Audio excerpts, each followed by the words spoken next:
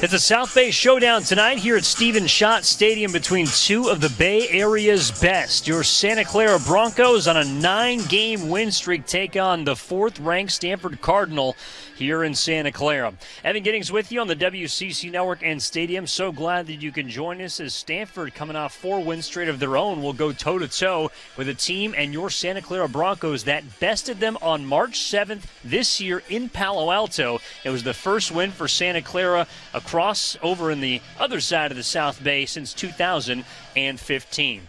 Taking a look at our umpires for tonight, doing the behind home plate, it'll be Harrison Silverman, along with Michael Carr and Josh Gottlieb and Sean Sparling, your umpiring crew for today. Meanwhile, the visiting order will be filled out for Santa Clara. Eddie Park will lead off in center field. Tommy Troy in second. He'll bat second, I should say. Carter Graham hitting third. Braden Montgomery cleaning up. Alberto Rios hitting fifth. Malcolm Moore batting sixth. Drew Bowser hitting seventh. Jake Sapien hitting eighth. And Owen Cobb hitting ninth. We'll be back after this quick break with first pitch after we pause for the anthem here on the WCC Network. You're watching Santa Clara Broncos baseball.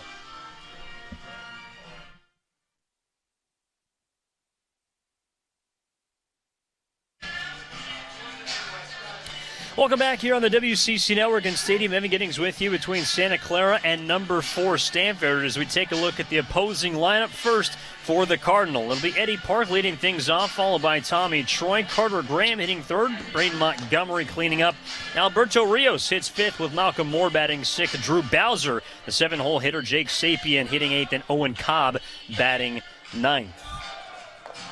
As for the defensive setup for Santa Clara, taking a look around the outfield, John Bering is in left, Coleman Brigman in center field, Michael O'Hara mans right field. Meanwhile, on the infield from left to right, it'll be Robert Hipwell, Malcolm Williams, Dawson Brigman, Efren Manzo. Ben Steck doing the catching for the left-handed Nick Sando, the 6'2", 205-pound senior in southpaw out of Carlsbad, California, will prepare to do battle against this Stanford order. 5.62 ERA, 2-3 record across 40 innings, and the first pitch of the game is taken for a strike on the outside corner. Time of first pitch is 6:04, a gorgeous sun-splashed late afternoon here in San Jose, California, as there's a check swing, and Park did, in fact, go around. The count is 0-2. 64 degrees on a mostly sunny day. Wind is blowing in just at about 10 miles per hour from left field. 1 ball and 2 strikes on the leadoff man, Park, who through 44 games this year is hitting .328. Leads all Cardinal batters with 16 doubles as he watches a fastball run high, and the count evens at 2 balls and 2 strikes. Park will be followed by Troy and Graham to lead things off here in the top half of the first. Middle infield straight up on the left-handed hitter, and it is now a full count. Some shadows cutting across the first base side here, and a packed house between these two teams, just about 30 minutes away from each other. Park will check his swing, and no, he did not go around, says Sean Sparling. So it's a leadoff walk for Stanford to begin the ballgame. Third baseman, number 12, Tommy Troy. And here comes Tommy Troy, third baseman, hitting a whopping .389 to lead Stanford. 10 home runs, 25 extra base hits. He has driven in 33. Part of this Stanford team that has pretty much been in the top 5 the majority of the season, as that pickoff attempt is not in time. Stanford, at a glance, has won 4 straight, 8 of 10, and 9 of 12. This is a 31-win ball club, 18 of which in the Pac-12, as Sando buries a breaking ball in for strike 1. Stanford coming off back-to-back College World Series appearances. Made their 18th overall as a program last year under the head coach David Esker. Another pickoff attempt, and that gets by Manzo, and that will skid off of the Santa Clara dugout, allowing Park to scamper into second base. So that is going to be an error here on Santa Clara, a team that typically plays some pretty clean defense on this brand new Stephen Schott Stadium turf field. Second look at the pickoff attempt. Oopsie daisies. So Sandel will ask for a brand new baseball. And the count is 0-1 on the 2-hole hitter, Troy. The Stanford team throughout this year, as the pitch is taken outside for ball one. To put it in perspective of how not only dominant they've been, but how highly accoladed they've been received by the national media, they have not ranked in any poll throughout the year lower than 11th. Here's the pitch. High and outside for ball two. Now, it's a Tuesday matchup, so certainly expect a lot of different arms, potentially both coaching staffs trying to get some different looks for hitters as we move on late into the season. Of course, the eye is still on conference, but it is a big matchup between these two teams. That pitch is a check swing. And no, he did not go, says Michael Carr. First base umpire out near second base now. So 3 balls and a strike. Sando making his 10th start of the season, 13th appearance, as he readies and delivers. In for strike 2. Meanwhile, Santa Clara hasn't been too shabby themselves. Not quite cracking the top 25, but perhaps banging on the door the way they've been playing baseball. 9 wins in a row. It's their longest win streak since 1997. As that full count pitch is chopped on. Tough play for Sando. Turns and fires just in time. Gets the speedy Troy, but that will move Park up to third base. And so there's 1 out now with a man 90 feet from scoring. And here comes Carter Graham, first baseman, a part of this very dangerous middle of the order. As now here comes head coach Rusty Filter. So wants to have a quick word with his infield, not just the battery. Sando, of course, with Ben Stack, a fellow senior starting today behind home plate. Filter in his 6th season as a man that has helped reshape this program. A top 70 recruiting class in 2022 and has brought a lot of talent here to Santa Clara. And now his 6th year. And so here's the powerful bat of Carter Graham. 9 long balls this year. He's driven in 44 to lead Stanford. Here's the pitch. That one is swung on and hit high, hit deep, and hit way out of here. 1 pitch, 2 runs. And in the top of the first, Stanford strikes first.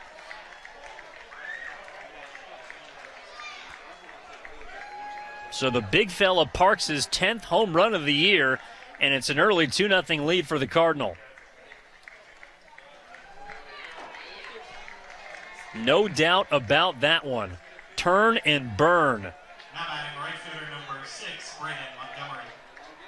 That one might have landed beyond those trees out there in left field. And so Sando now in a 2-0 hole begins Braden Montgomery with a pitch down low for ball 1.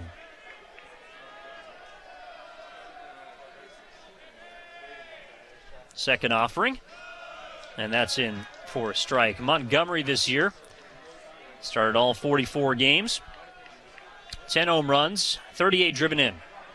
And the pitch is taken down low. Montgomery, a .316 hitter, and really a part of this damaging heart of the order for Stanford. They have absolutely killed opposing pitching.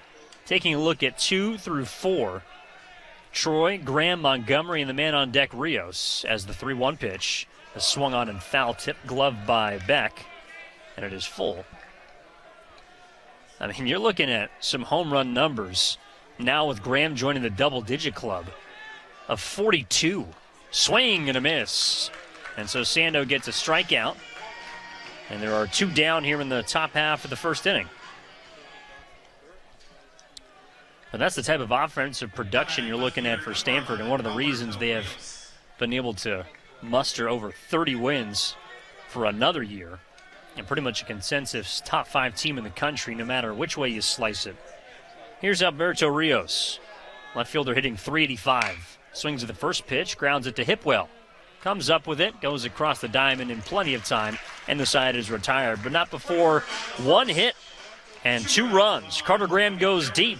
We'll be back with the home half for the first inning after this. Hey fans, don't forget to visit.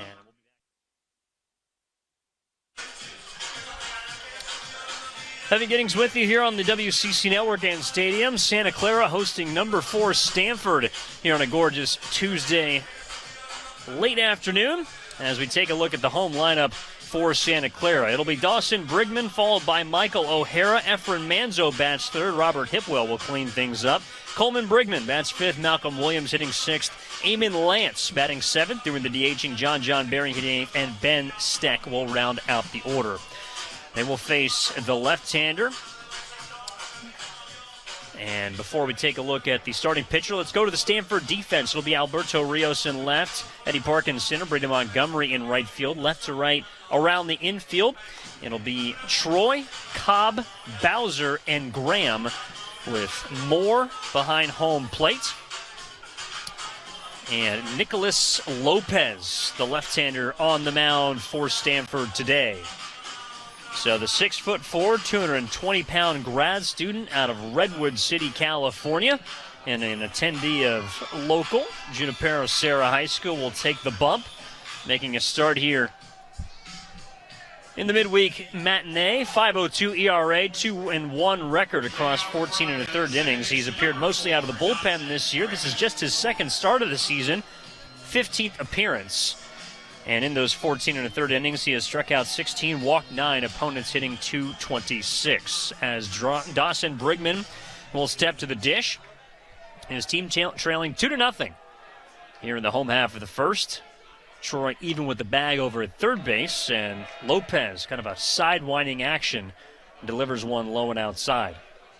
Brigman this year hitting .294 in 41 games, 5 home runs, 21 driven in, primarily from that leadoff spot, and will take a strike. Brigman, along with his brother Coleman, primarily at the top of the Santa Clara order throughout much of the season. Here's the pitch. Swing and a miss.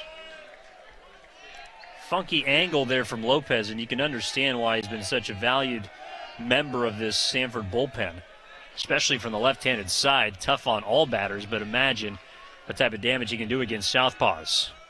Here's the pitch, and he buries it in the turf. The count is 2 balls and 2 strikes. Stanford took a 2-0 lead on one swing in the top of the inning. Carter Graham hit his 10th home run of the season. A 2-run bomb out to left field. 2-2. All the way to the backstop. So Brigman, followed by O'Hara and Manzo here in the first, will face Lopez, who I can't imagine will go longer than, we'll say a couple innings. He's going to open this Tuesday night game for Stanford. Payoff pitch is in the dirt, so similar to the top of the inning, Brigman earns a leadoff walk. And here comes Michael O'Hara. Lopez, 10th walk this season. And Brigman, who now stands on first base, always a threat to steal. 8 of 14 swipe bags this season. And here comes O'Hara. Senior making his 40th start of the year, hitting .297. Just 1 home run, but 15 extra base hits. He's driven in 24. First pitch to him is right there for strike 1. Troy over at third base. In on the green turf. Middle infield will play for 2. And the outfield a couple of steps towards left. The 0-1. Outside. Santa Clara's offense, a big reason in their situational hitting, especially this past weekend against San Francisco, a big reason they have 27 wins on the year, as the pickoff attempt is not in time. Broncos are 27-15 overall this year, 13-8 in the West Coast Conference. Right now in third place, opposite Stanford, who stands atop the Pac-12. Now the infield peels far over to the right, and the pitch misses off the plate. Good spot there from Lopez. And Silverman didn't think so.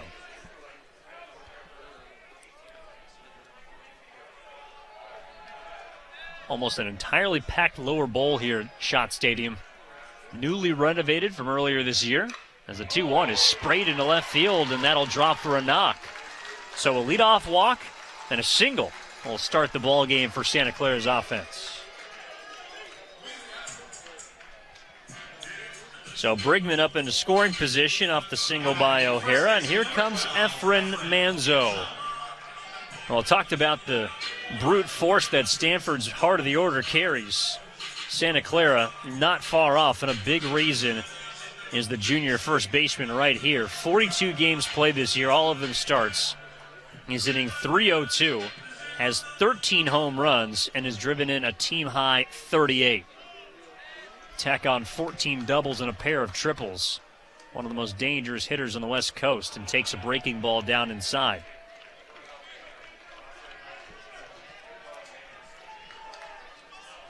Two ducks on the pond with nobody out here in the home half of the first for Santa Clara.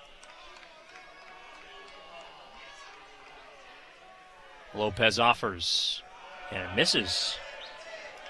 Well, this was kind of a similar start, but in reverse to their last meeting. March 7th, Santa Clara went over to Stanford, beat the Cardinal 10-5 on their home field. It was a midweek game, but significant in the sense it was Santa Clara's first victory in Palo Alto since 2015.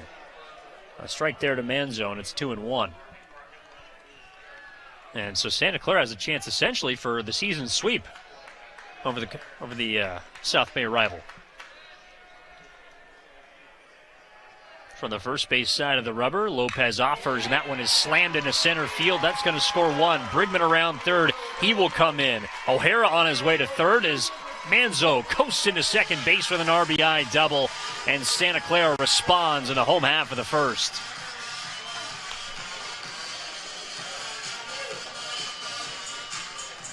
Team leading RBI number 39 for Efren Manzo. Double number 15. Just waited patiently on that pitch. Brigman scores standing up. And the Broncos are on the board.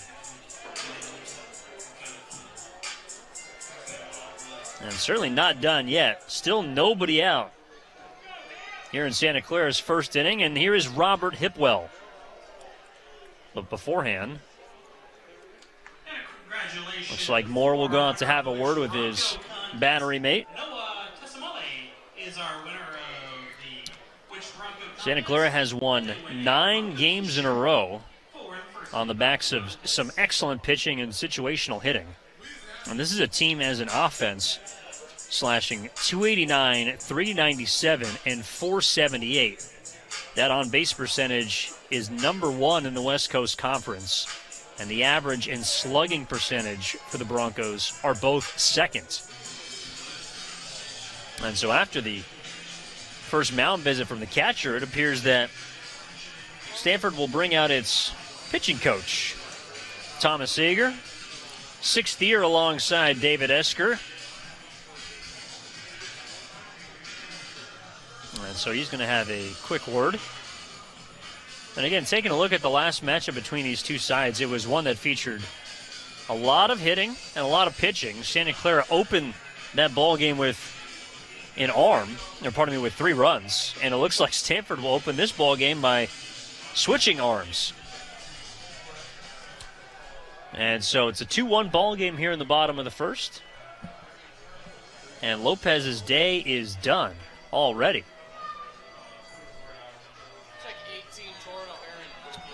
So it looks like we will step aside here in the home half of the first. Stanford leading Santa Clara 2-1. 2 on when we return. Evan Giddings with you here on the W.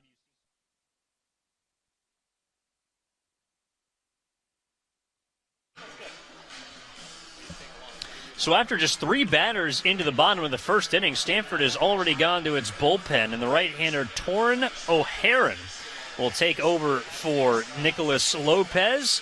An 8.74 ERA and a 1-1 record across 11 1/3 innings this year. He stands 6 foot tall, 190-pound freshman out of Rockland, California, up in Northern California.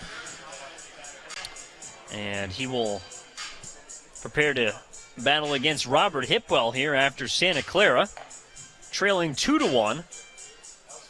Fell behind in the Carter Graham 2-run home run, then responded with a walk by Brigman, a single by O'Hara, and the double by Efren Manzo. O'Hara, in his first year in Palo Alto, has made just one start. This is the 10th time he's come out of the bullpen. Has struck out 17 while also walking 11. Opponents hitting .277 against the righty. And he will face the dangerous Robert Hipwell. .321 average as a sophomore, 13 home runs, 36 RBI, and he's got a couple ducks on the pond right now. First pitch, high and away.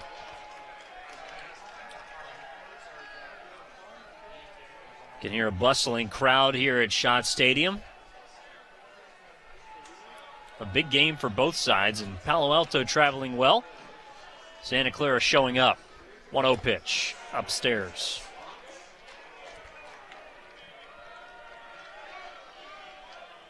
Outfield is deep, respecting the power of one of the West Coast Conference's best in that category. Shading him towards right field. Infield pulled around to the right. Here's the 2-0. 3 balls and no strikes. O'Hara has walked the batter in all but 3 of his appearances this year. The freshman's trying to find it right now. Working from the stretch. And he misses outside, ball 4. And so walk for Santa Clara will load the bases as Hipwell will take his jog down to first base. Didn't even have to take the bat off his shoulder.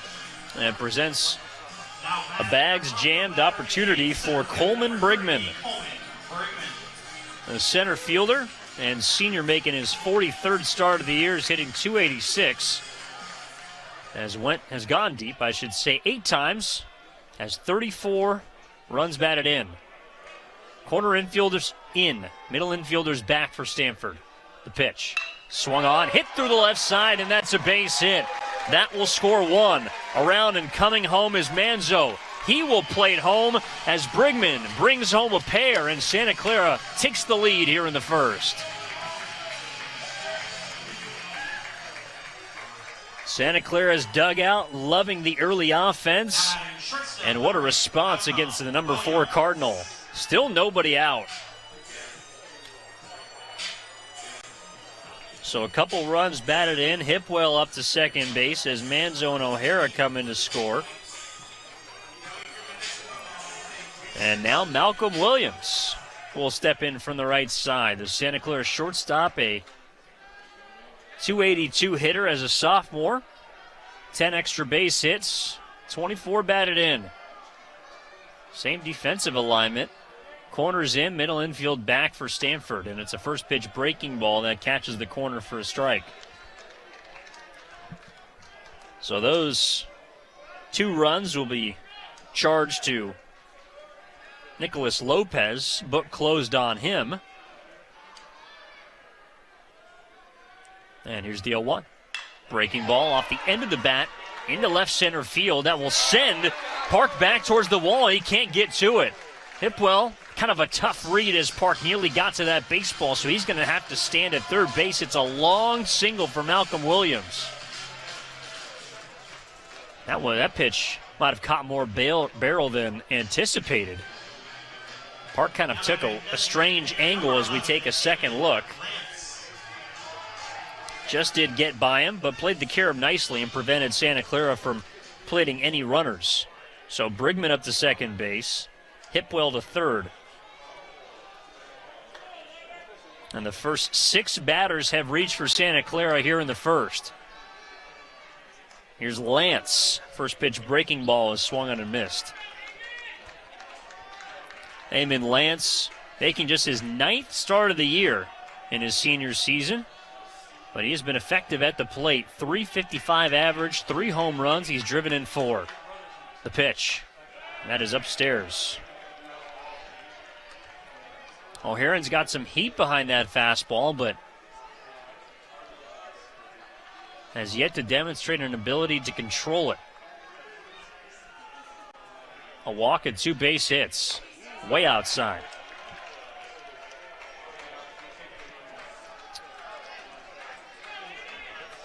So already 4 hits here in the opening frame for Santa Clara. And a perfect response to a 2-run top of the first from Stanford. The pitch, low and away. So hitters count now for Lance.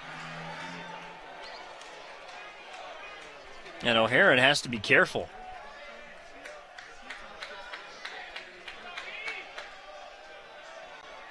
Corners even, middle infield, back outfield towards right field. The hitter's pitch is swung on and fouled straight back. So a full count now with nobody out.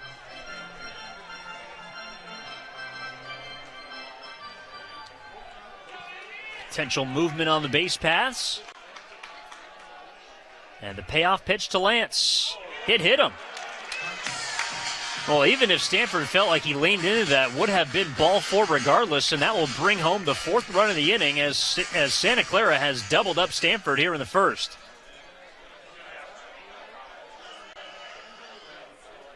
So Williams up to second, Brigman over to third, and Hipwell trots home.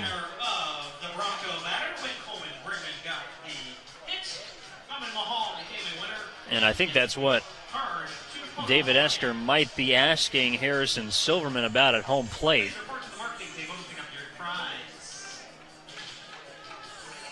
And here comes the pitching coach, Thomas Eager, yet again. And it looks like they're going to go to the bullpen yet again. So already 2 pitching changes for Stanford, and nobody is out.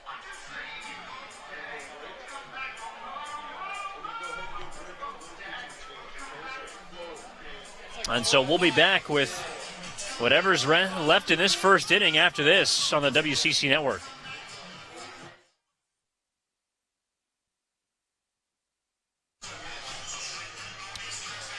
So the third Stanford pitcher of the home half of the first inning will take the mound, and it is the right-hander Nick Dugan.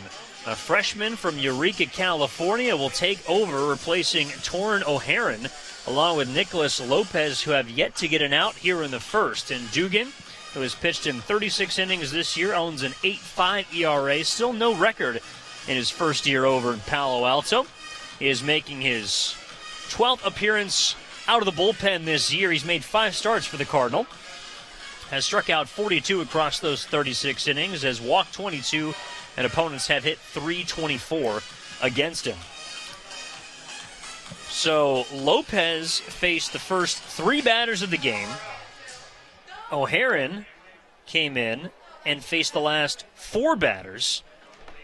And now it is going to be up to Dugan to try and get someone out, as he will face John Bering with the bases loaded and Santa Clara leading 4-0 here in the first with nobody out. Bering this year, a .329 hitter, making his 41st start, has hit a home run once this year, 18 driven in, has 11 extra base hits. A left-handed hitter against the right-hander who kicks and fires. First pitch is popped sky high into shallow right field. Montgomery coming on from third base is Brigman. He will not test the throw. It's cut off, and there's 1 out. So the first 7 batters of the ball game reached for Santa Clara. The 8th is retired for the first out, and in will step Ben Steck. Having Giddings with you here on the WCC Network and Stadium. Very glad that you can join us for this midweek matchup between South Bay foes and interconference midweek battle between these two sides. Steck takes a first pitch. That misses just below the knees. It's 1-0. Dugan's last time out, pitched this weekend against Arizona State, gave up 5 runs in an inning and 2/3. Finds the strike zone there. It's 1-1. Meanwhile, Steck is making his 26th start of the year. 247 batter in his junior season. 3 home runs, 18 RBI. The pitch blocked in the turf. Moore's been busy back there here in the first inning.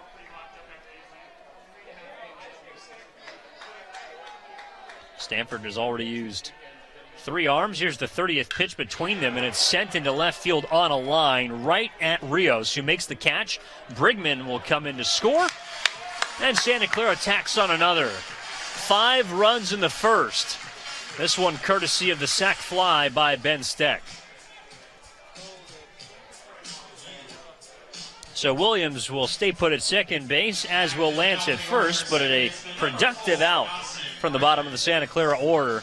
And they are absolutely loving it over there in that dugout as the order turns to the top, where it began for Santa Clara and Dawson Brigman, who walked to lead things off before scoring on the Manzo double.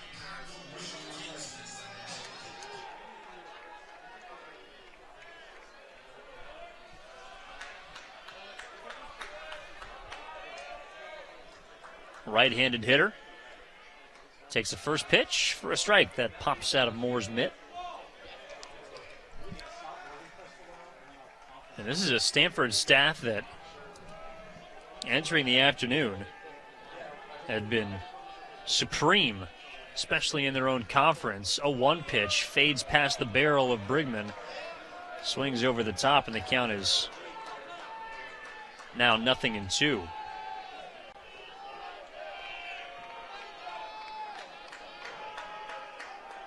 Stanford pitching staff, the 5.1 ERA, as Brigman will chop that over to the shortstop. Cobb with a play over to third base, and he'll go the easy way to Troy in time to retire the side. But not before Santa Clara strikes for 5 on 5 base hits, no errors, and 2 left on. We're through 1 here at Stephen Schott Stadium, 5-2 when we return with the second. My name is Evan Giddings. You're watching Santa Clara Baseball on the WCC Network.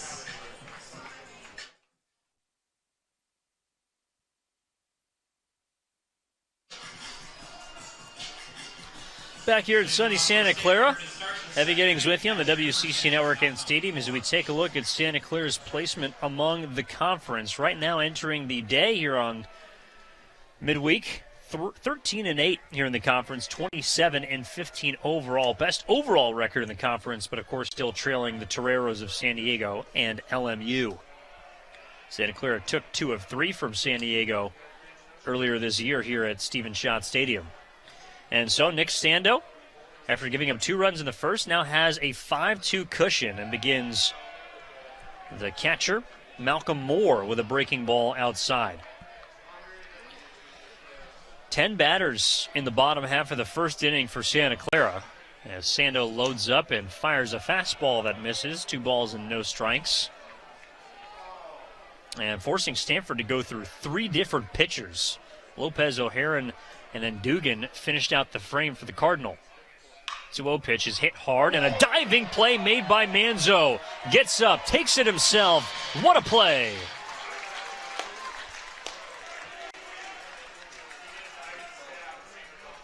A diving stab made over there right along the line by Manzo and takes extra bases away from Malcolm Moore. A second look there, picks it up off the turf, gets himself up with haste and takes it to the bag. So offense turning into defense for Santa Clara, and Drew Bowser will step in. Right-handed hitting second baseman. Checks his swing on that pitch. Doesn't matter. It is 0-1.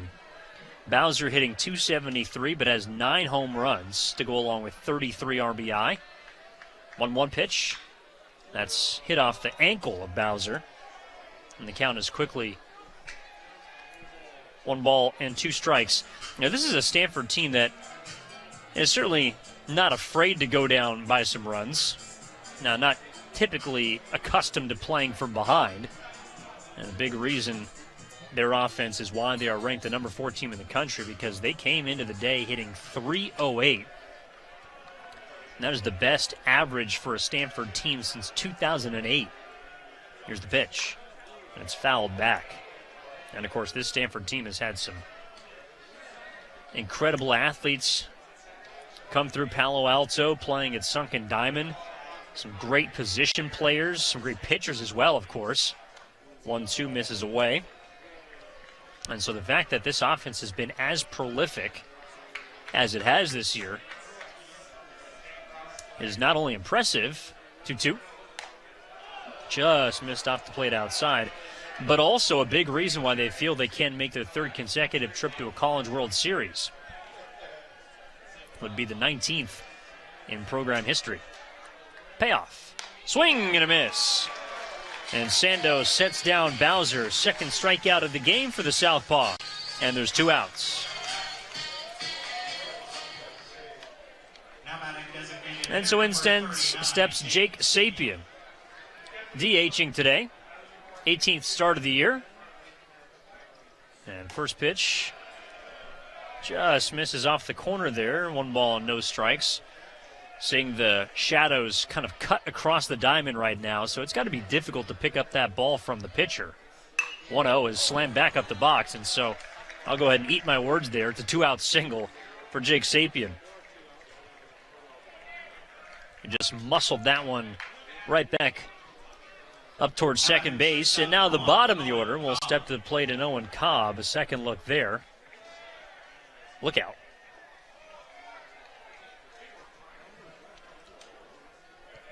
Second hit of the game for Stanford. Their first base knock left the yard. There was a 2-run home run by Carter Graham in the first. Here's the pitch, and this one is hit deep. This one is hit towards Bering at the wall, and he looks up, and that ball is gone. A screamer off the bat of Owen Cobb, and his 5th home run of the year has brought the Cardinal within 1. It's now 4-5 here in the second.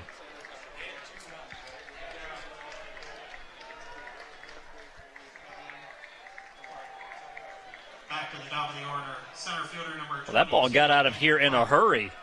And this is known as a hitter's park, despite the deep dimensions, especially to left field. 340 down the line, 402 to center, and 325 down the right field line.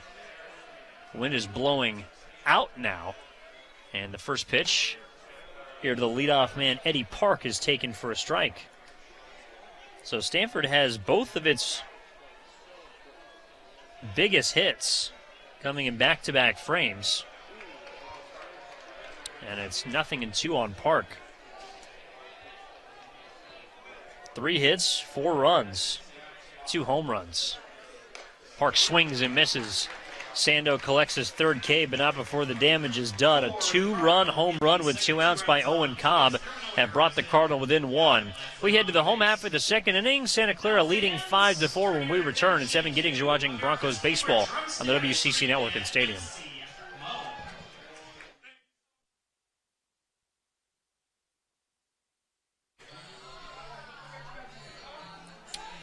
So Nick Dugan is out for his second inning of work for Stanford and now trails Santa Clara 5-4 entering the bottom half of the second inning.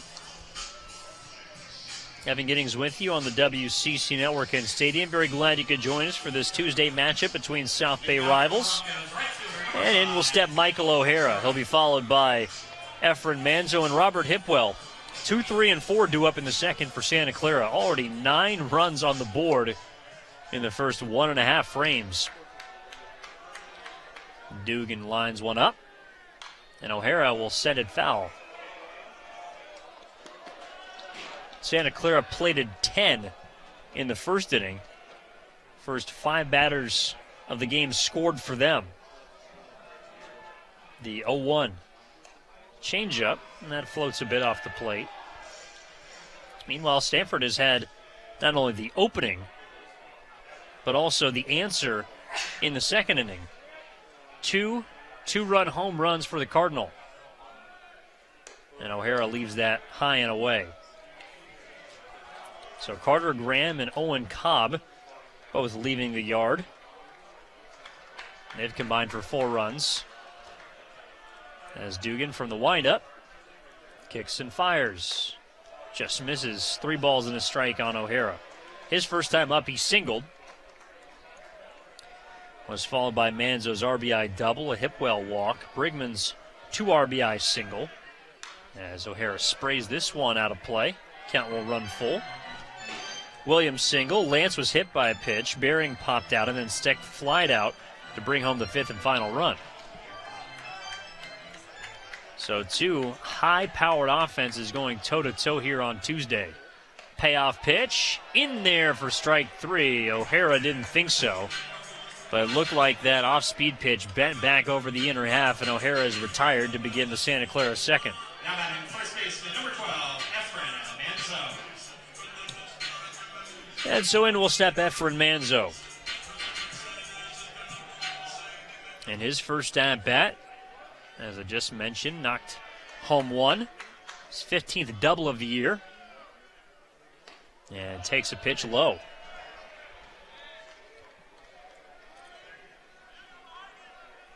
Manzo's .654 slugging entering the day. Tops, one of the tops, I should say, in the West Coast Conference. As Dugan gets back into the count. 1 ball and 1 strike.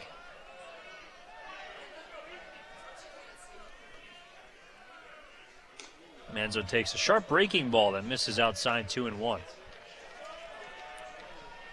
Manzo, a big part of last weekend's sweep of San Francisco. The first sweep here at Stephen Schott Stadium ever. 2-1 pitch is capped foul. Schott Stadium opening in 2005, and of course recently renovated at the beginning of this season. Opened just in time for the series against San Diego back in late March. But since 2005, Santa Clara had not beaten USF in all 3 games here. Manzo stays alive. So even though USF has not been the talk of the town in the WCC, always feels good to get a win against a team up the peninsula, especially in conference. Here's the 2-2. Swing. Yes, he did go around, picked up by Moore. Fires a rocket over to first, and that is in time for the second out of the inning. So back-to-back punch-outs for Dugan. And here's Robert Hipwell.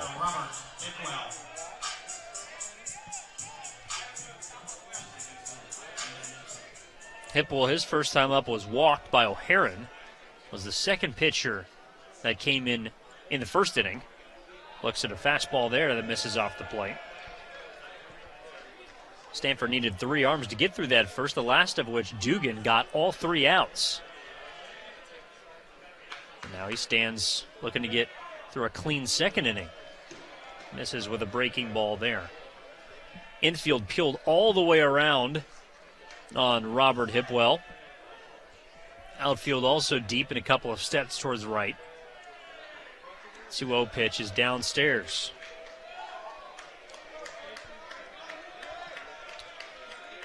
Well, this is a sophomore batter in Hipwell that is not afraid to take his base on balls. He has walked a team high 41 times this year. Leads the conference with a .487 OPS. And will take a strike there. A patient batter, a powerful batter, and a guy who can hit for average. Swing and a miss.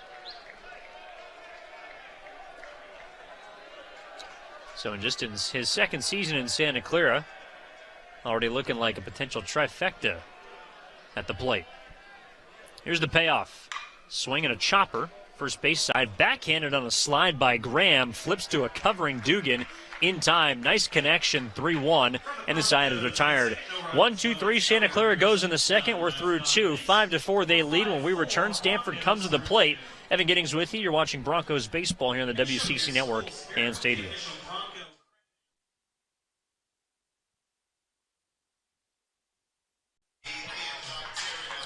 Evan Giddings with you here on the WCC Network and Stadium as we take a look at the early offense for Santa Clara. Efren Manzo brought home the first run for the Broncos. And then a couple of batters later, it was Brigman that brought home a pair, a part of the 5-run first inning for Santa Clara. They lead number 4 Stanford here at home by a score of 5-4. It's Sando out for his third inning of work, and he gets a swing and a miss by the leadoff man, Tommy Troy, and the count is 1 ball and 1 strike here in the top half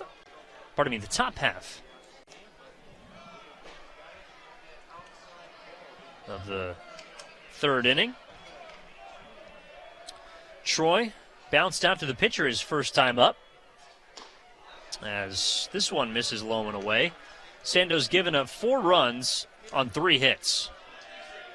2 hits have been 2-run home runs. Here's the pitch. That one misses outside, ball 4. So Troy will take his base, and in will step the powerful bat of Carter Graham. One of those aforementioned 2-run home runs belongs to him. It was his 10th of the year, and it came in the first. Sando better be careful here. Swung on and sent deep towards center field. That will send Brigman back to the track, to the wall, and it clears the batter's eye. A booming blast by Carter Graham, and Stanford is out in front 6-5. My goodness. Second home run in as many at-bats. Both have been on the first pitch. See you later.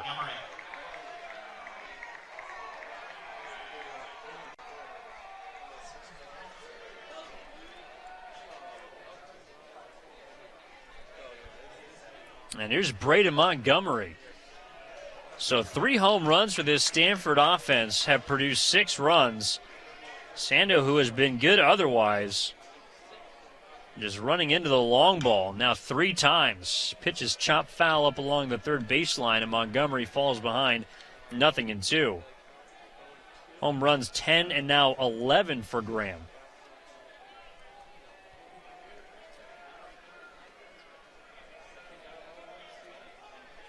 The pitch.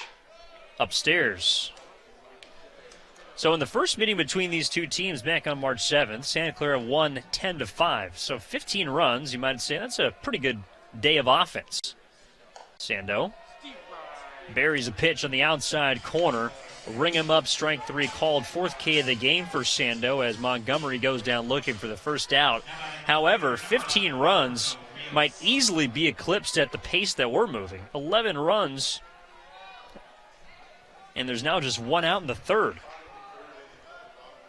In steps Alberto Rios. And the first pitch he sees is taken outside.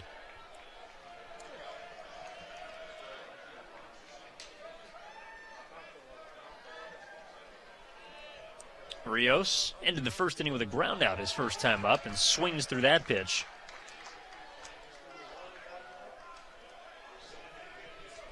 And so it's 1-1. Sando approaching the 50-pitch mark here in his 3rd inning of work.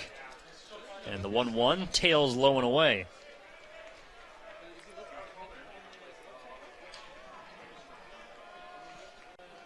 Sando this season had given up 5 home runs entering the afternoon. 2-1, sent deep to left center field. And that ball is out of here. Back-to-back jacks for the Cardinal. And a line drive from Rios that puts Stanford up 7-5.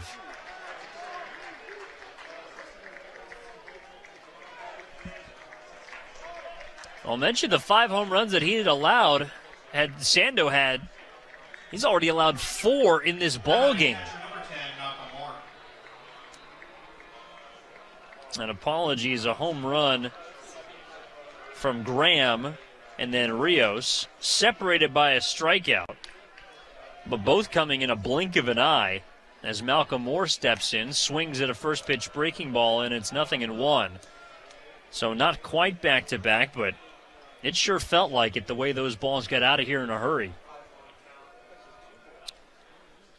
2-2 misses away. 0-1 misses away. 7-5 Cardinal here in the 3rd on just 4 hits for for Santa Clara, and just 6 hits for Stanford.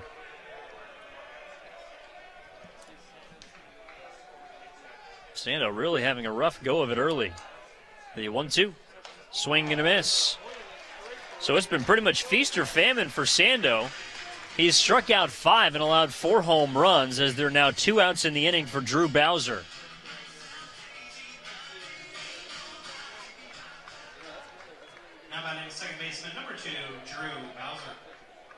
The second baseman struck out to begin the second. Here's the pitch. High and away.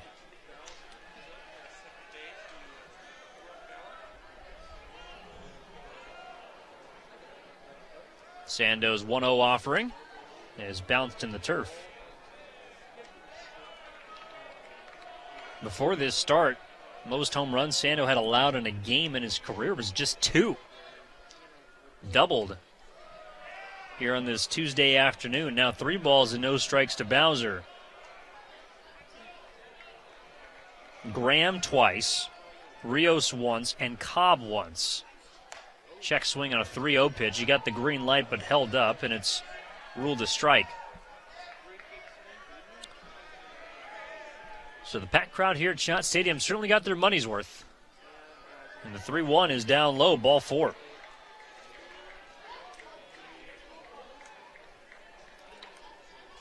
Third walk of the game distributed by Sando. And Jake Stapien will now step in, who singled and scored his first time up.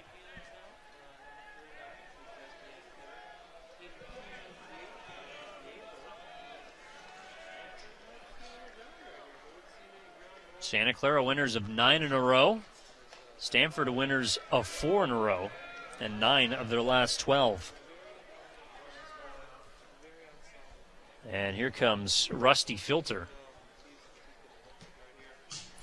Quickly out of the dugout and paces towards the mound. Sando today right at 60 pitches. And again, even though, of course, you'd love to pick up a win against a top 4 team in the country, at the end of the day, it's still a Tuesday matchup between these two sides, both getting ready for their conference games this weekend. Santa Clara is heading up to Portland for a Friday through Sunday matchup with the Pilots, and it appears Filter will stick with his starting pitcher. And meanwhile, for Stanford, coming off a series against Arizona State in which they swept the 20th-ranked Sun Devils, and they'll now host Arizona this weekend at Sunken Diamond. Second pitch to Sapien is taken for a strike, and the count is 1-1 on the 8-hole DH.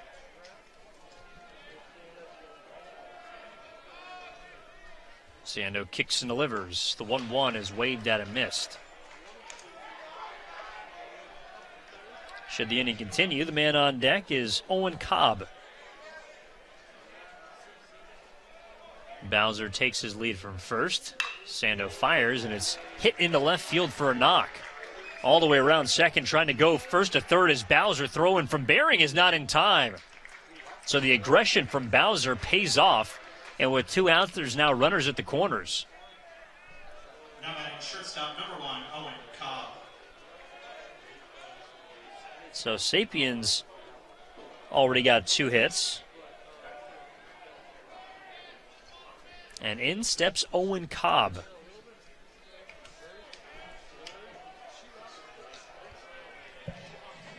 The 6'3" senior shortstop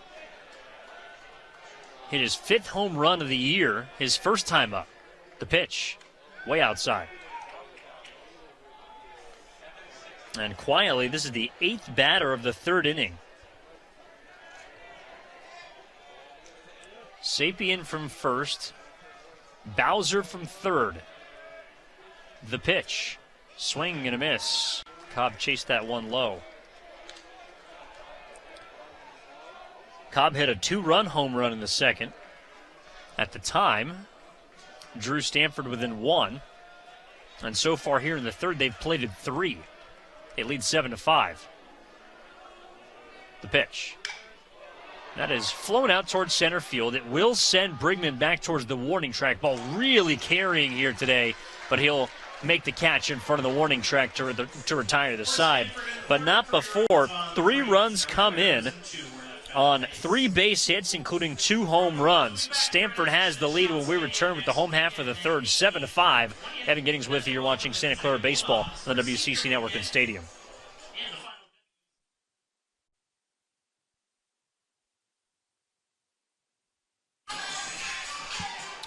The Santa Clara Broncos are proudly sponsored by University Credit Union as the official credit union of Santa Clara University. Students, alumni, staff, and faculty are all eligible to join. Experience the credit union difference by visiting ucu.org to open an account today. Number 4, Stanford leading Santa Clara 7-5 here in the home half of the third inning, as Coleman Brigman will lead things off with a swinging strike against the right-hander Nick Dugan. Back out for his third inning of work. Got all 3 outs in the first inning after the first 2 pitches of the game for Stanford could not collect one. And this is down low here. It's a 1-1 count to Brigman. But his offense, after shutting down Santa Clara in the second, has now got him back the lead. Here's the pitch. Taken up high by Coleman, and it is 2-1. Brigman was a part of the 5-run first inning for Santa Clara, which included all 4 base hits. Swing and a miss on that breaking pitch, and the count is 2-2. It'll be followed by Malcolm Williams and Eamon Lance here in Santa Clara's third. 5 runs on 4 hits. Meanwhile, Stanford has 7 runs on 6 hits. Each side has maximized their offense. 2-2, waved at and missed. Something sharp there from Dugan. He's now got 3 strikeouts in the game, and there's 1 out in the home half of the third. So Brigman goes down, and here is Malcolm Williams. Singled his first time up. And the junior shortstop steps in from the right side, and the pitch is a fastball buried in the outside corner. Dugan has actually retired 7 in a row to begin his night. Swing and a miss. Might have got a piece of it, but that's grabbed by Moore. And right now the freshman is absolutely humming, working in a rhythm. The pitch, fouled straight back. He got one to hit right there, just did miss it. Santa Clara reclaimed the lead in the top half of the inning thanks to 2 home runs, a 2-run blast by Graham, and a solo by Rios.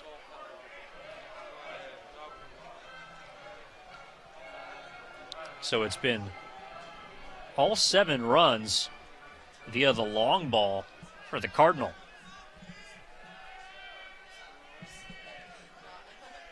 Here's the 0-2. Swinging a slow chopper towards third. Troy comes in, goes across the diamond in time, and Williams is retired for the second out.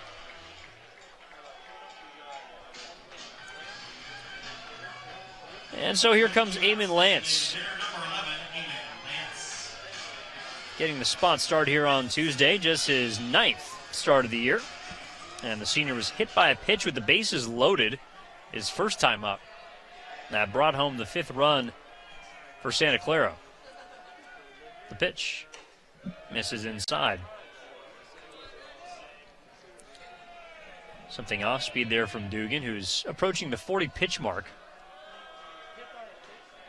Working from the windup. And the offering is something off speed again, and it's downstairs.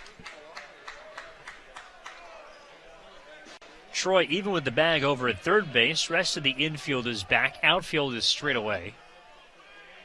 2-0 is pop foul out behind our heads. Up here in a Stephen Schott Stadium broadcast booth. Just a gorgeous facility, recently renovated. And this Santa Clara team has treated it appropriately. 2-1, swing and a miss. And what I mean by that is not only filling it with fans, but filling it with wins. They've rattled off 9 in a row, and this year have 27 overall. That's the most in the West Coast Conference. 2-2. Just missed outside.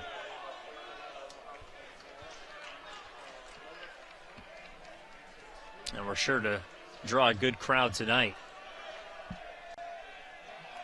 Another look at that last pitch off the plate. And the payoff is sent off the end of the bat foul. And Dugan's got a pretty sharp breaking ball.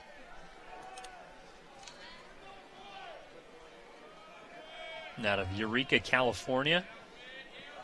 Went to St. Bernard's, where he helped guide them to a Division V state championship. Was rated the 7th best right-hander in high school in California. And he just misses with that pitch there. Ball 4 as Lance earns a hard-fought walk. So that's the first man to reach against Dugan. And here comes John Bering.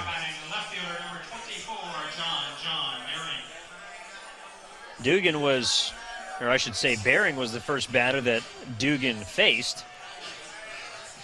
Swung at the first pitch he saw and popped out.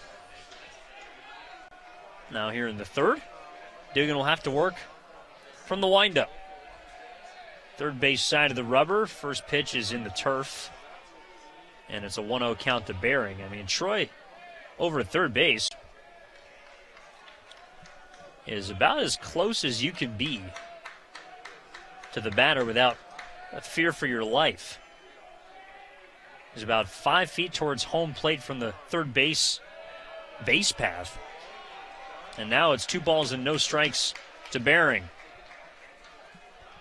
The rest of the infield is peeled around to the right. In fact, Bowser at second base has a couple of steps out towards right field.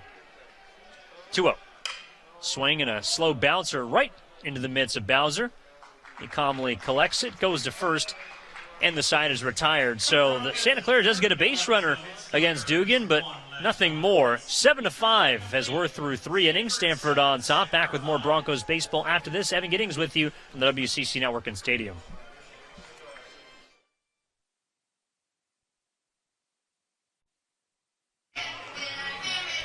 The Santa Clara Broncos are proudly sponsored by Luxbus America, the exclusive transportation provider of Santa Clara University Athletics. Luxbus, covering more ground in more places. Evan Giddings with you on the WCC Network and Stadium as Santa Clara has fallen behind 7-5 as we move to the 4th inning here at Stephen Schott Stadium. Tuesday matchup between these two teams, and it'll be a new pitcher on the mound for Santa Clara. It'll be Brandon Gomez, the sophomore southpaw, standing 6 foot, 190 pounds out of Winters, California. And this year, he has made now 13 appearances, 7 of them starts, a 3.92 ERA. He comes out of the bullpen here, and the first pitch he throws to the leadoff man, Eddie Park, is swung on and fouled off. Santa Clara scored 5 in the first. Stanford, a little bit more economic with its offense. 2 in the first and the second, as Park slaps this one foul. And 3 runs in the third. Gomez has a 4-2 record this year. 39 innings pitched. Has struck out 39 while walking 7. Here's the pitch. Just missed off the corner. And maybe most importantly for Gomez, as Sando's night is done, only 2 home runs allowed this year because Stanford has already put 4 on the board. The pitch, and Park stays alive. 2 home runs already from Carter Graham, who's due up third this inning. Alberto Rios has a home run, as does Owen Cobb. The 2-strike pitch. Swung on and lifted in left field. That will drop for a base hit. So Park staying right behind that pitch. Not out in front, not too far behind. Has a leadoff single for the Cardinal. That's hit number 7, and here comes Tommy Troy.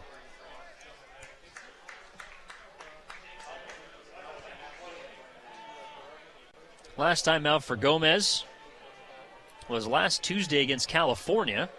Came in relief, through 2/3 of an inning, struck out a pair. The pitch. Troy will take one low for ball 1. Troy is 0 for 1 so far in 2 plate appearances. Walked and scored in the third. Infield looks for the 2 ball. As the count evens up at a ball and a strike. So Nick Sando, the starting pitcher for Santa Clara, goes 3 innings. As Gomez readies. And the 1-1 pitch is a heavy hack that Troy just barely missed, 1-2. Sando allowed all 7 runs, all of them earned on 6 hits, struck out 5, walked 3. And of course the 4 home runs allowed nearly totaled the 5 that he had given up this entire season coming in. 1-2 pitch, waved at and missed. Nice fading changeup out of the hands of Gomez, and Troy is retired for the first out. Now batting first baseman number 31, Carter Graham. And so in steps Carter Graham. Not only does he have 2 two-run home runs, he has only seen 2 pitches. Both were off of Sando. And the first pitch he sees here does not leave the ballpark. It's taken for a ball. It's already a good start for Gomez. Infield completely peeled around to the left. The 1-0 misses low. Well, nothing firm against Graham, that's for sure, as both of his home runs have been no-doubters. Bomb to left, and a blast over the batter's eye in center. Pickoff attempt not in time. Park this year has stolen 5 bases in 9 attempts. Gomez readies against the powerful bat of Graham. This one is swung on and tapped foul. Graham now has 11 home runs this year to go along with 48 RBI, trailing only Alberto Rios, who's now got 50 thanks to his solo shot in the third. 2-1 pitch is hit high, but it'll go foul down the right field line. Wind is blowing it back for O'Hara, who towards the line makes the catch. Well, fortunate break for the Broncos as the 10-mile-per-hour wind gusting towards left brought that ball that appeared to be destined for the Santa Clara bullpen back nearly towards fair territory, and O'Hara was there to make the catch. So the dangerous Graham is retired, and there's now 2 outs in the inning for Braden Montgomery. 0 for 2 with 2 strikeouts. And Gomez will pick over. Same defensive alignment on the infield. Brigman, Williams, and Hipwell all left of the second base bag. Outfield is deep. Quick pickoff attempt, and Park looked like he might have been leaning there, but is back in safely. C move followed by the A move, as they call it, in terms of better to best pickoff attempts. That's just a C move. Park reads them like a book.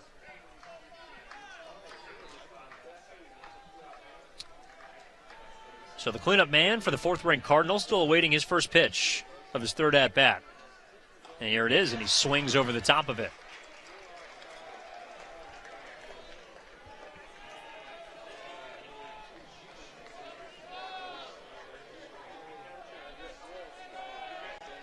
Gomez kicks and fires. The 0-1 pitch misses low. Gomez starting out the year as a prominent member of the Santa Clara rotation. His year highlighted by a complete game shutout against St. Mary's on March 18th. That pitch misses off the plate. It was rewarded with WCC Pitcher of the Week accolades, and is a big reason why this Santa Clara staff as a whole has been so good this year. Here's the 2-1. Slow tapper up along the third baseline. It's foul. As a pitching staff, Santa Clara has pretty much been a top 30 pitching staff in the country. ERA, nationally, they rank 32nd. Walks per 9, they rank 37th. But in terms of strikeouts per 9 innings, they are 17th in the country. And in walks and hits per innings pitched, whip as they call it, they're number 12. 2-2. Right there, strike 3 called. Gomez punches out Montgomery as he's gone down on strikes all 3 times, and Stanford, for once in this game, is silent. 1 base hit, 1 left on. When we return, Santa Clara comes to the plate, trailing 7-5. Back after this with more Broncos baseball on the WCC Network and Stadium.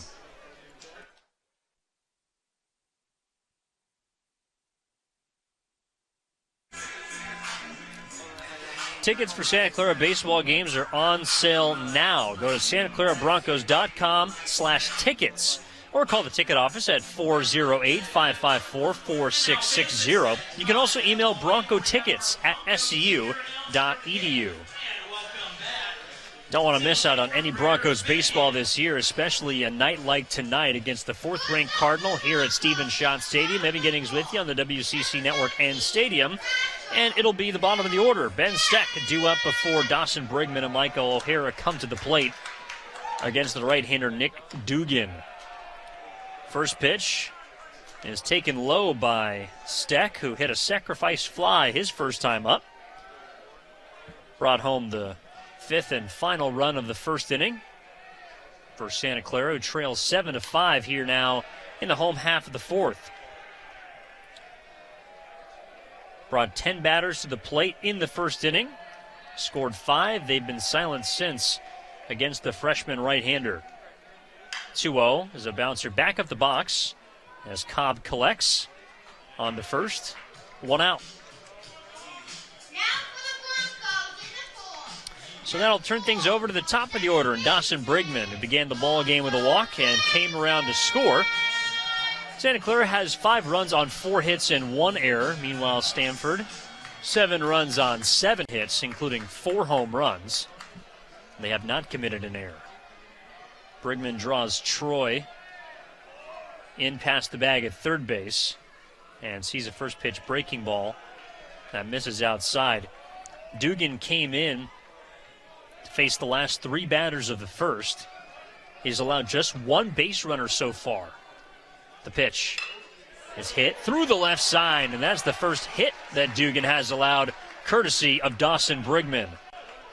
Played in there by Rios, and it's a 1-out single for Santa Clara. So Brigman, a near 300 hitter, remains hot at the plate, and in steps in Michael O'Hara. Singled and scored his first time up. And the second time he will face Dugan. Struck out against him in the second. Troy at third base. Shallow. Brigman looked like he bluffed a stolen base on the ball inside to O'Hara. Gets back into first base without a throw. And Moore only saw it in warm-ups and then one toss down to first base, but this kid has got a cannon behind home plate. Brigman does not test him here as O'Hara takes a strike. Malcolm Moore is just a freshman out of Santa Clara, California, but has defensively made his presence felt. He started 44 games this year for Stanford, the majority of them behind home plate, as a pickoff attempt is not in time.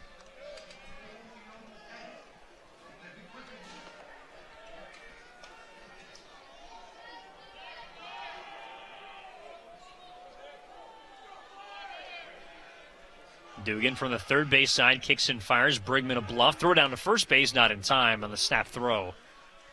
That pitch was ruled a ball. So it's a 2-1 count now.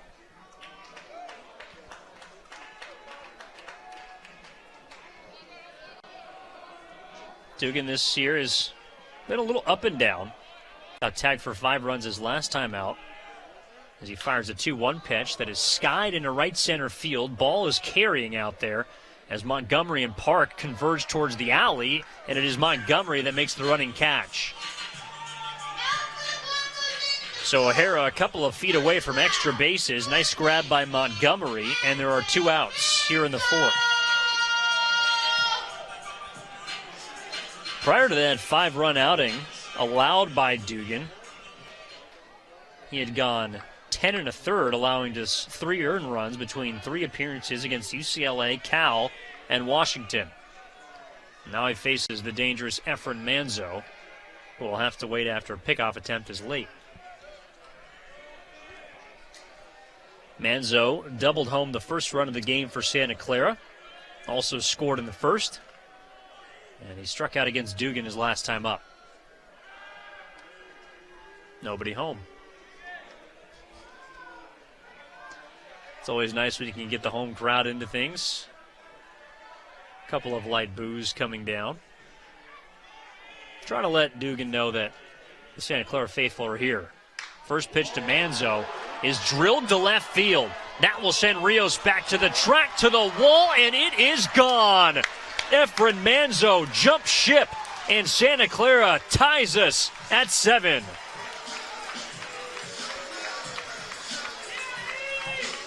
Efren Manzo with his team-leading 14th home run of the year. He's already driven in 3 today.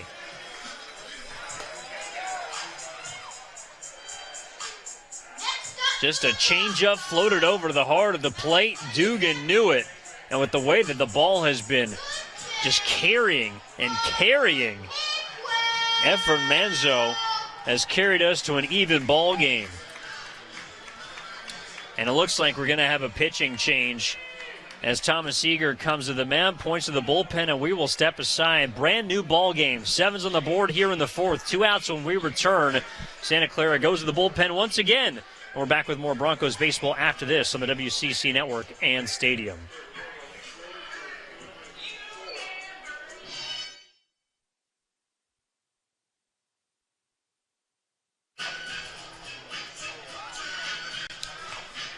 So after Nick Dugan allows a 2-run home run to Efren Manzo to tie us at 7, Stanford will go back to the bullpen. 4th pitcher of the game is the right-hander Matt Scott, a 6'7" freshman out of Reading, Connecticut. And he will step to the mound to face Robert Hipwell with 2 outs here in the 4th inning. So there have been a total of 5 home runs hit so far in this game. Granted, 4 of them belong to the 4th-ranked Cardinal. But Efren Manzo's 14th home run of the year ties us at 7. And this crowd, as you can see here at Schott Stadium, not necessarily shocked, but certainly entertained. Scott this year, in his first year in Santa Clara, in Palo Alto, I should say, has made 14 appearances, 9 of them starts.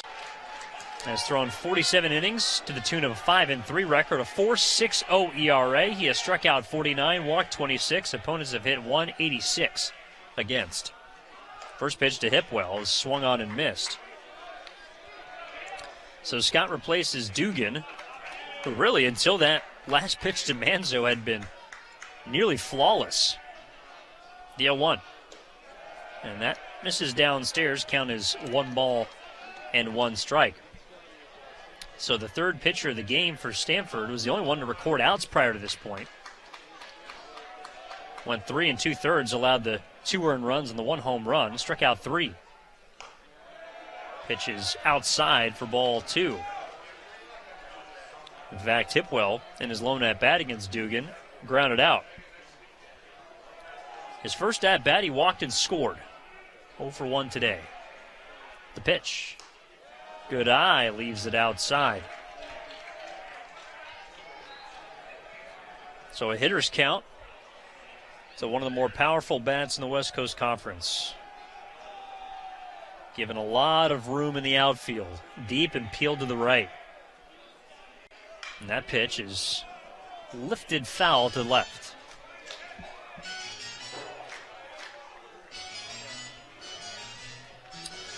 Should the inning ensue, it'll be Coleman Brigman that would come to the plate. Center fielder awaits on deck. Shadows nearly covering all of Schott Stadium. Here's the payoff. Swung on, and that will fade towards foul territory and just as get over the wall. Rios gave chase that time. It's no avail. We'll do it again.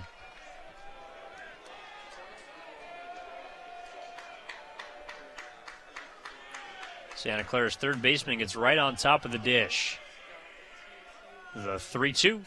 Up high, ball 4. So Hipwell's got a pair of walks today in his back pocket and extends the inning for Coleman Brigman.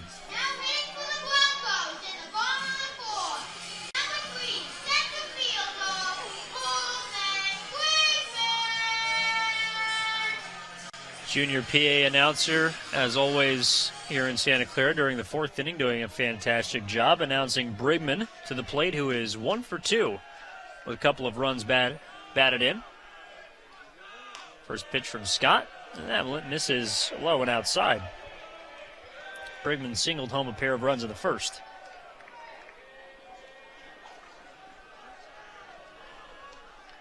Middle infield pinching, despite there being 2 outs, so there's a lot of room in the 4.5 and call it 3.5 hole. Now Brigman's ahead in the count, 2-0. Having Giddings with you on the WCC Network and Stadium. Very glad you could join us tonight for an offensive display between these top teams in their respective conferences. 2-0. And that misses upstairs. Now, while Stanford's staff is not statistically the most dominant in the world, a 5.1 ERA, they do have a pretty impressive strikeout per 9 ratio, above 10. They get a lot of swings and misses, but they don't get one there. A grounder that squeaks just over to Cobb, who had to make a dive, so he keeps it on the infield, but that's going to be an infield single for Brigman. So Scott comes in with 2 outs. He walks Hipwell, allows an infield knock to Brigman, and that will set the stage for Malcolm Williams. Another look at this one, just a slow grounder, and again, that's why the positioning of, whether you want to say the middle infield or the corner infield, is a bit perplexing. You think that Cobb in a normal position shortstop spot would be able to get to that ball, but I'm sure there's some analytic reason behind that. First pitch to Williams is swung on and fouled. Malcolm Williams, his first time up, singled and then grounded out in the third. A very aggressive hitter. Not afraid to walk, but a lot of contact from Williams, and he takes a strike there, 0-2. And so now I'll have to shorten up. Outfield for Stanford is playing Williams the opposite way. Middle infield again close towards second. Corners are towards the line. Here's the 2-strike pitch. Nice frame job there by Moore, but couldn't quite bring that pitch down, and it's a ball and 2 strikes.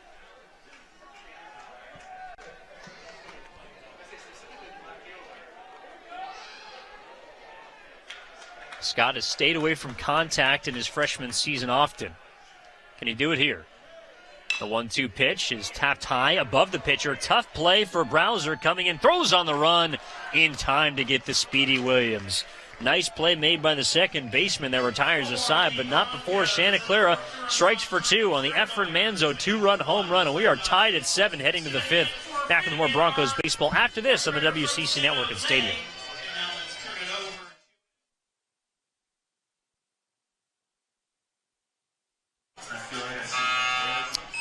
The WCC Network is the West Coast Conference's home for exclusive live broadcasts, on-demand content, and championship coverage. You can catch all the action on your smartphone, tablet, computer, or connected television device. It's the WCC Network. All the action, anytime, anywhere. Alberto Rios, Malcolm Moore, and Drew Bowser due up. 5, 6, and 7 for the 4th-ranked Stanford Cardinal here in Santa Clara. Now tied at 7 with the Broncos as the first pitch from Rios is lined hard at Williams, but he's there to make the play. 1 pitch and 1 out for the lefty Brandon Gomez. So Gomez came in the 4th inning to replace Sando, first man out of the bullpen for the Broncos. Had a clean 4th inning and begins the 5th on the right foot, especially against the bat of Rios, who last time up hit his 13th home run of the season. So here's Malcolm Moore, 0 for 2. Wide open stance from the left side, and he'll take strike 1.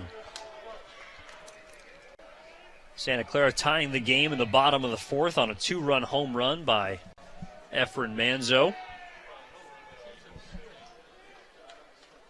And Moore will look at that pitch low. I mean, it's been pretty much about who can get the ball in the air And who can hit it the furthest, especially with the jet stream that's been shooting out towards left field all night long. 1-1 is sent the other way. That will line itself into Bering's glove for a base hit. So Moore's got his first knock. That's the 8th on the board for Stanford, and that will bring Drew Bowser to the dish. Nice piece of hitting there from Moore. Bowser's 0 for 1 with a strikeout. Has also walked as Gomez goes into the stretch. Dixon fires and finds the strike zone with a fastball. Stanford's got all 7 of its runs via the home run.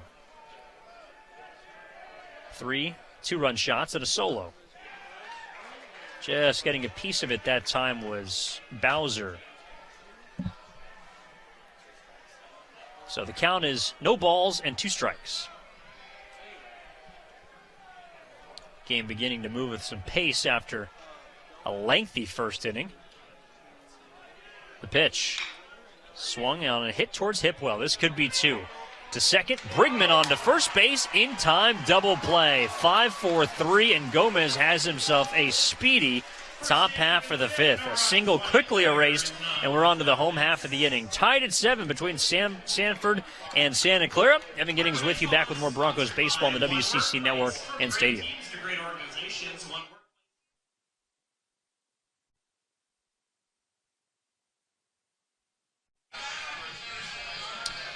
Santa Clara Athletics is committed to providing crucial support and resources to our programs and student athletes during these challenging times.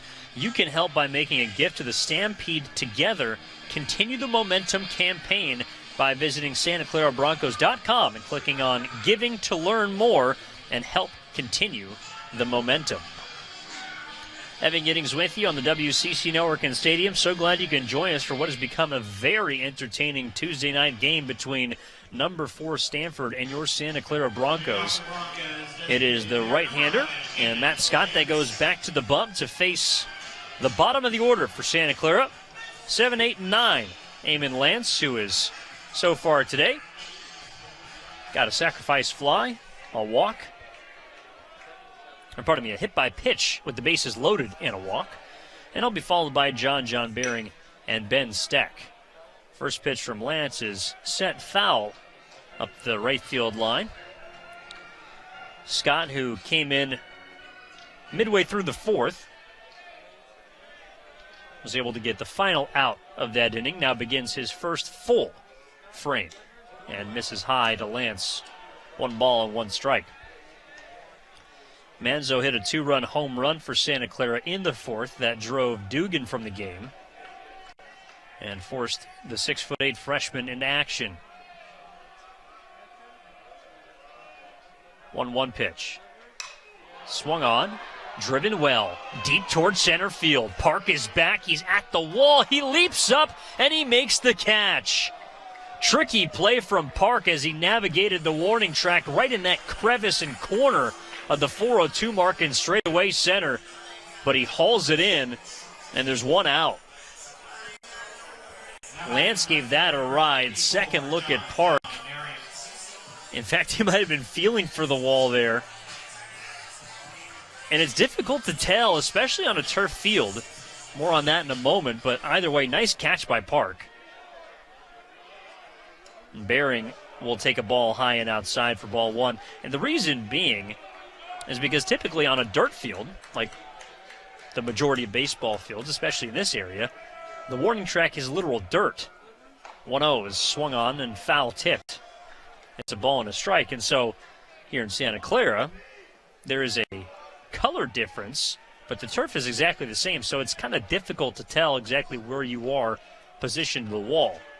1-1. Misses low and away. So Park, I'm sure, typically in pregame, if you're in center or right or left, wherever your position, you go and take a couple fly balls. You tend to figure out how many steps it's going to take you to get to the warning track and, of course, get to the wall. As Bering hits this one hard, and it's stabbed by Graham. Picks it up off the turf and steps on first. Nice play. Couple of really nice plays in this inning from the Stanford defense, and there's 2 outs. Now adding catcher number 17, Benz. So Bering is gone, 2 outs. Here's Ben Steck, the bottom of the order. And so I'm sure Park, back to that previous out, had kind of timed out his steps and maybe thought he had less room than he actually did. But either way, 2 flashy plays with the leather for the Cardinal here in this inning. And Steck is behind 0-1. Now, he had the sacrifice fly in the first. Brought on the 5th run of that inning, is also grounded out. 0-1 pitch is low. So it appears both pitching staffs beginning to settle in a little bit more, despite the 14 runs on the board between them. 1-1. Steck takes a sharp breaking pitch for a strike.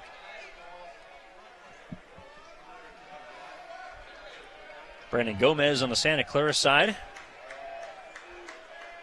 has leveled things. Meanwhile, Dugan and now Scott have done the same for Stanford. 1-2 pitch. Just did miss. A couple members of the Cardinal infield thought that might have been a strike. Can't lie, I did as well. And here's the 2-2. Swing and a miss. Some might say ball don't lie. Either way, it's a 1-2-3 inning with some help from the defense as Scott goes cleanless through the 5th. And we are through 5 here in Santa Clara. 7-all between the Cardinal and the Broncos. We're back with more Santa Clara baseball after this. Evan Giddings with you on the WCC Network and Stadium.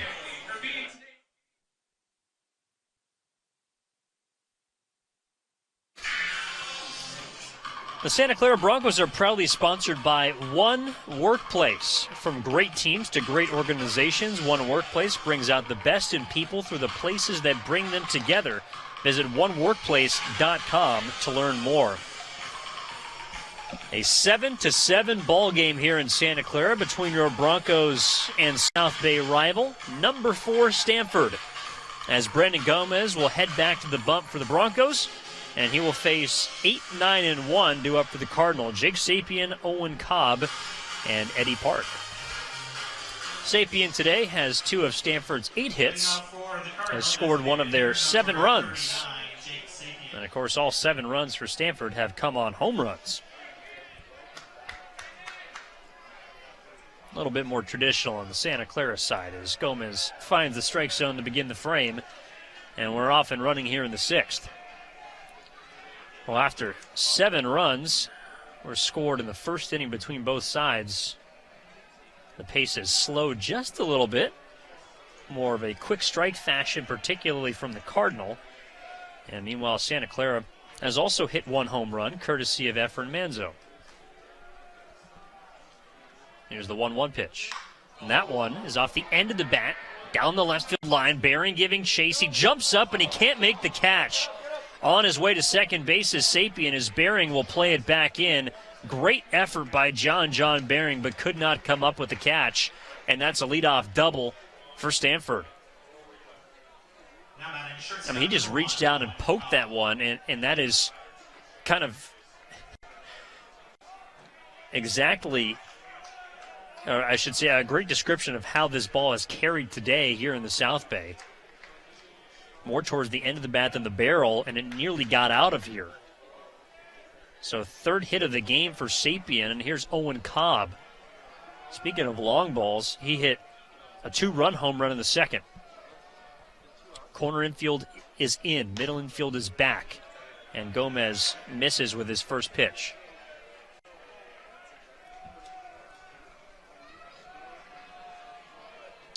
Sunshine just glaring on the buildings beyond the Schott Stadium scoreboard.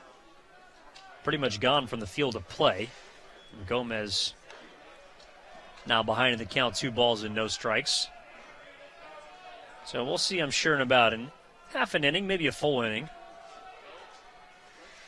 This Broncos turf begin to be illuminated by the stadium lights. 2-0 pitch is outside. Gomez came in the 4th inning. Just the 3rd hit that he's allowed. And has not allowed a run so far. Cobb doesn't get the green light, takes a strike. Top of the order awaits on deck for Stanford. Cardinal trying to win their 5th in a row. Santa Clara, meanwhile, going for double digits. They've won their last 9 as the 3-1 pitch is hit foul.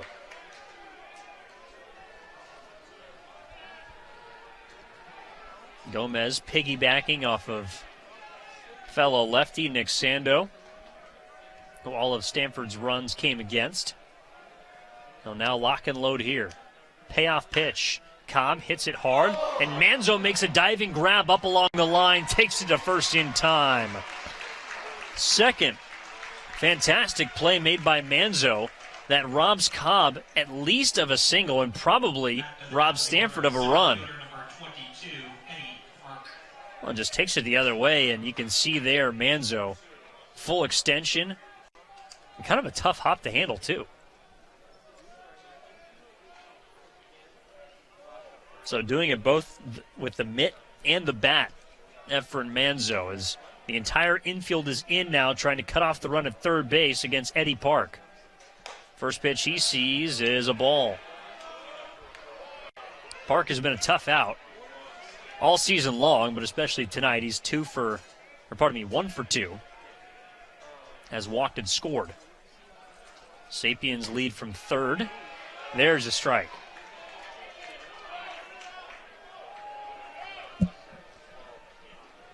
So as we move into the latter third of the ball game, Santa Clara's defense will try and get tight. 1-1 pitch, slowly back up the box. Williams grabs it, only has one play. He goes to first. Excellent read by Sapien once it got past the pitcher. Comes in to score, and it's an RBI ground out that gives Stanford the lead. So Park didn't have to do much. Just sort of fisted that ball back up the box, but it's good enough to put the 4th-ranked Cardinal on top 8-7.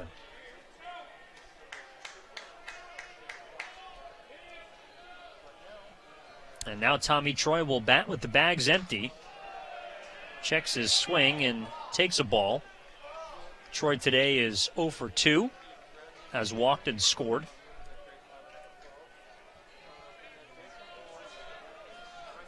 The 1-0. Capped off the end of the bat. Right to Gomez.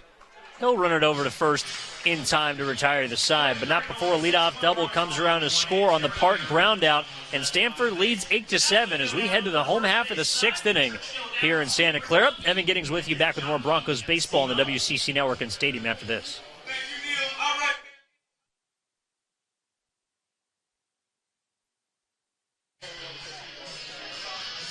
The best way to stay connected to Santa Clara Athletics is on social media, so go check out the Broncos on Facebook, Twitter, Instagram, YouTube, and Snapchat for exclusive content of your favorite teams that call the Mission Campus home.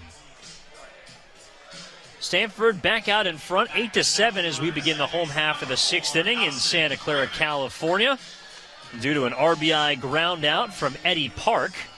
And so now it'll be the top of the order for the Broncos that steps to the plate against Matt Scott.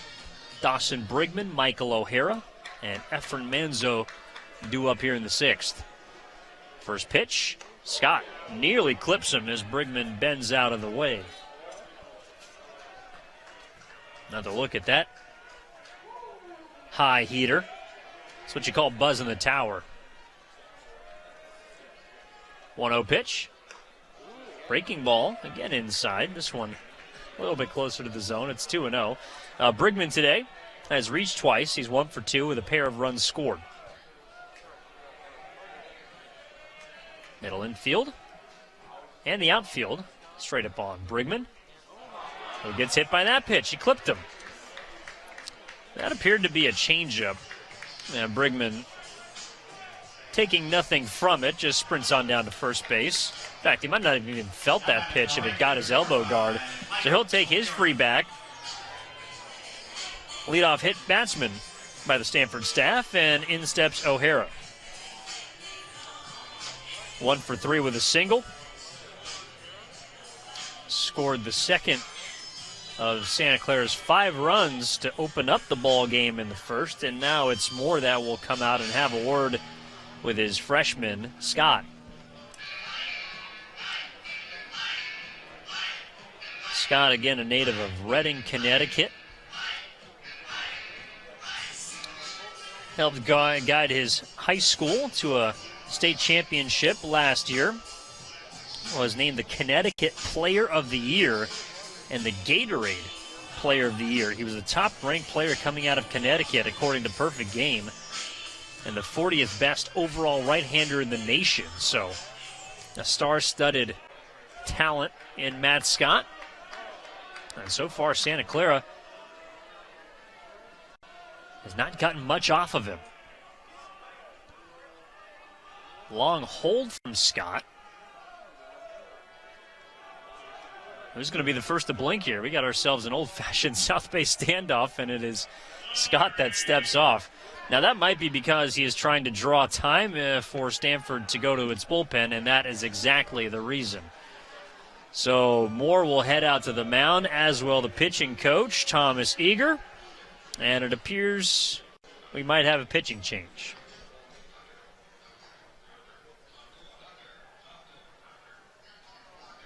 TBD. And so here's some Silverman, the home plate umpire, will come out to the mound. And Stanford is, in fact, going to go to its bullpen. So some minor gamemanship from the Cardinal, trying to allow all the time for that reliever to get warm, and we will have him on the other side of this commercial break. Bottom of the 6th, Stanford leading Santa Clara 8-7. O'Hara at the plate, 1 on with nobody out when we return. Evan Giddings with you on the WCC Network and Stadium.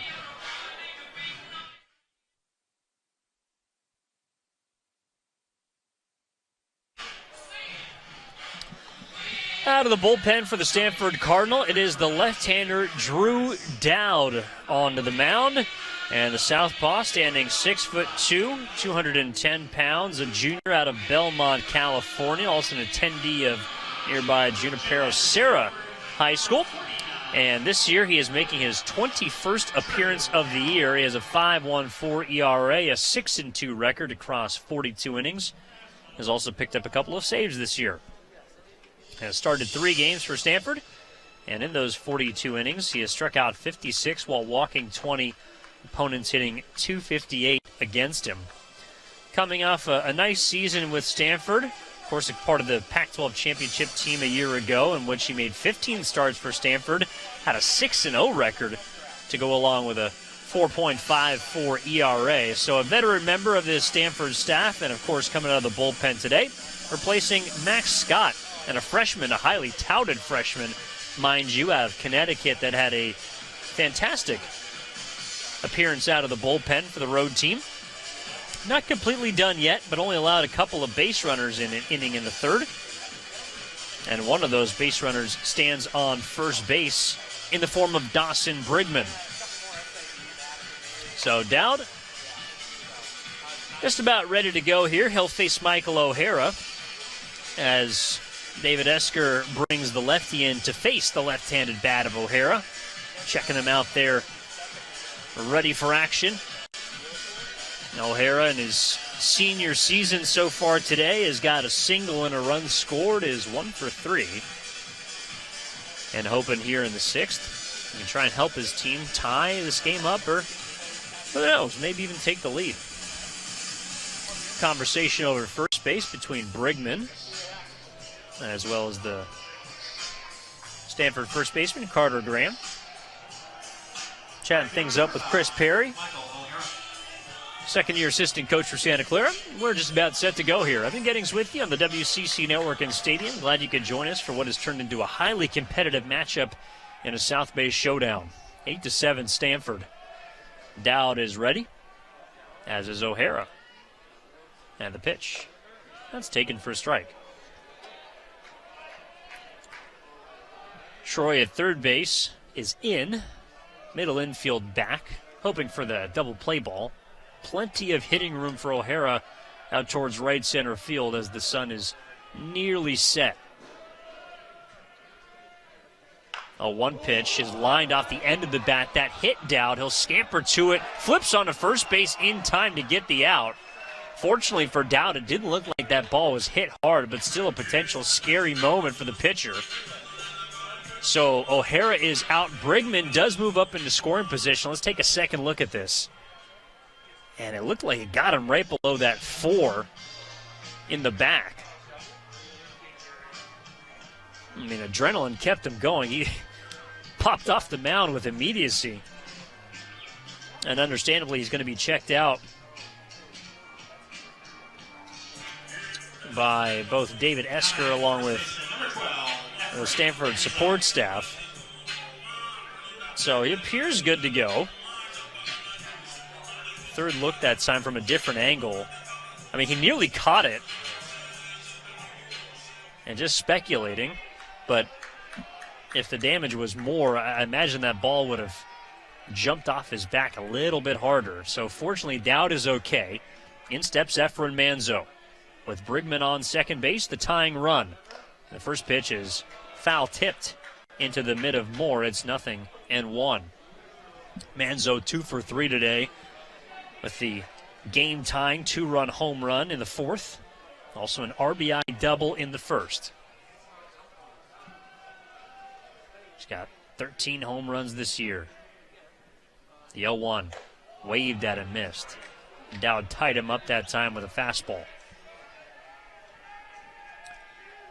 In the first meeting between these two teams, it was all Santa Clara. Jumped out to a 3-0 lead early, coasted to a 10-5 win in Palo Alto back in early March. Very different story here in early May. 2-strike pitch is hit hard, but at the shortstop. Glove by Cobb, on to first in time, but a good read by Brigman. Was off on first contact, and so he scoots into third. With 2 outs, third baseman, number 27, Robert Hipwell. So with Manzo retired, it's up to Robert Hipwell to try and tie this game. Hipwell, a couple of walks today. Understandably, the combination of Stanford trying to stay away from them along with the great eye that Hipwell has. It's a left-on-left matchup. The pitch in for a strike. Dowd dotting the outside corner there.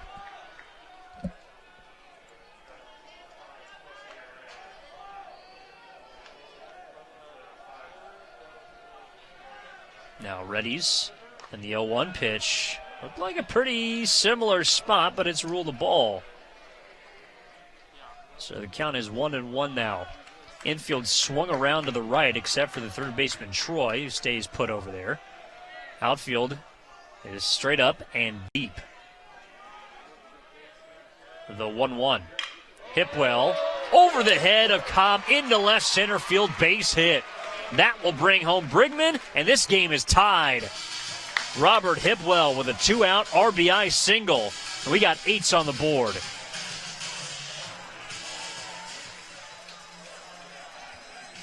Thought that Cobb might have been able to get to that ball. Excellent effort from the shortstop, but Hipwell clutch here in the 6th.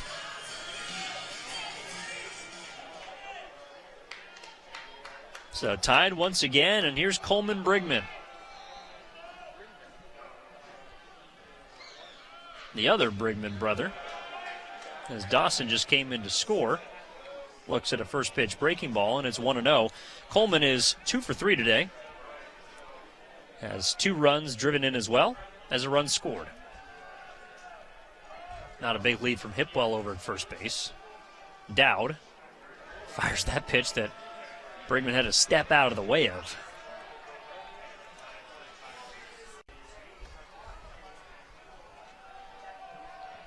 Good look there at the Santa Clara dugout. Pretty much everyone either off the bench or standing on top of the bench. 2-0 pitch. Check swing from Brigman. Did he go? No, says Michael Carr. And it is 3-0. So Santa Clara now with 8 runs on 8 hits. Opposite Stanford's 8 runs on 9 hits. Dowd from the letters. Offers a pitch that is sent down the left field line, and that is going to one-hop the wall. Hipple around second on his way to third. Green light for Coleman Brigman, and he delivers. Brigman's got a 3-hit game, and Santa Clara's got something brewing again with 2 outs. Now batting shortstop number 8, Malcolm Williams. So for Brigman, his 9th double of the season has now put the go-ahead run 90 feet away for Santa Clara. And Malcolm Williams, who's got a knock today, 1 for 3 on the evening, will step in.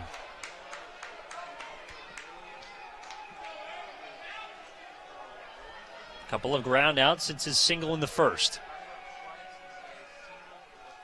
Left on right, and Dowd drops in a breaking ball. Troy at third base is even with the bag. The rest of the infield is back on Williams. Hitting room in the left center field alley. The pitch.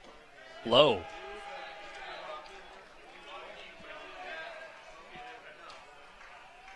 Now Dowd does have a base open, should he choose to use it. As the 5th pitcher of the game for Stanford here in the 6th. That is low again.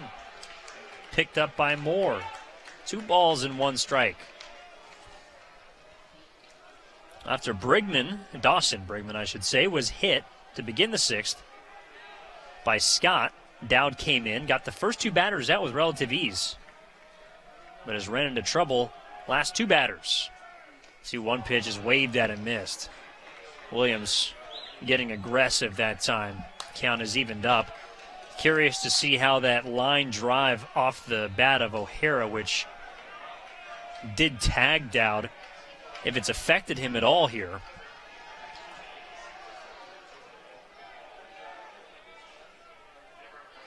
Deuce is on the board, and we'll have to wait. Williams is ready. You can see that back foot right on top of the batter's box chalk. 2 balls, 2 strikes, 2 outs with 2 on. The pitch. No, we did not. Williams did an offer, and the count is full.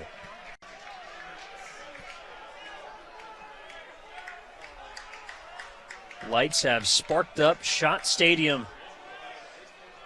And Santa Clara trying to use their home crowd to energize an extra run across. The payoff pitch. Williams takes strike 3 called as Dowd drops a breaking ball in and retires the side. But not before the game gets tied by an RBI single from Robert Hipwell. And we head to the 7th inning, tied at 8. Evan Giddings with you on the WCC Network and Stadium. Back with more Santa Clara baseball after this.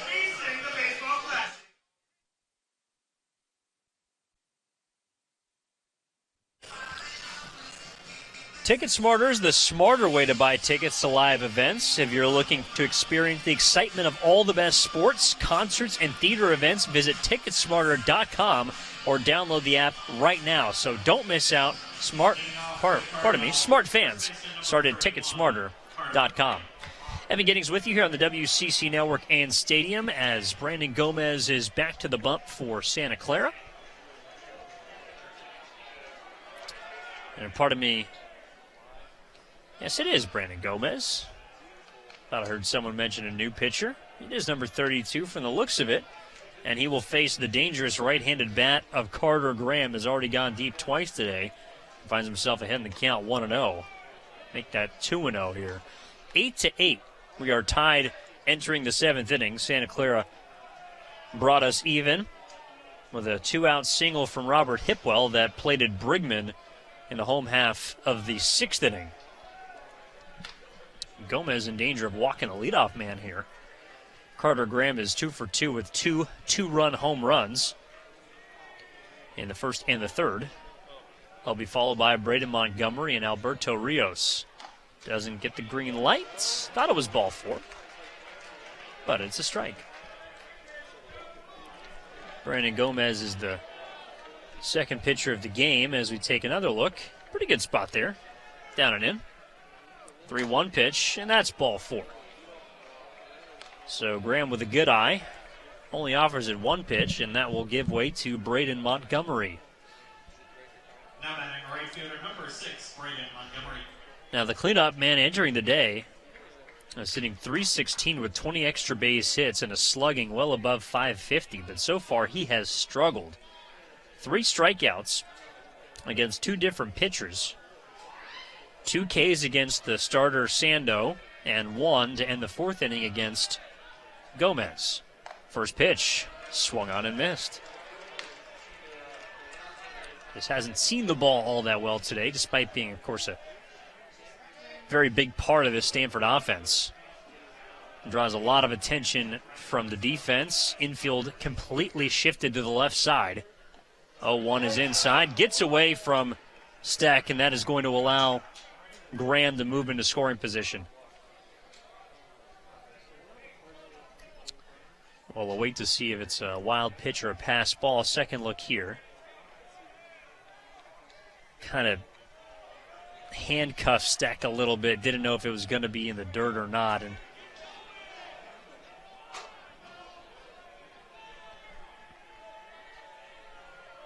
we'll wait for the official ruling. It's a 1-1 count. And Montgomery sends this one foul into the Santa Clara bullpen. So it's ruled a wild pitch. Can definitely see that one going either way. Either way, Graham's now on second base representing the go-ahead run here in the 7th. The 2-strike pitch misses away.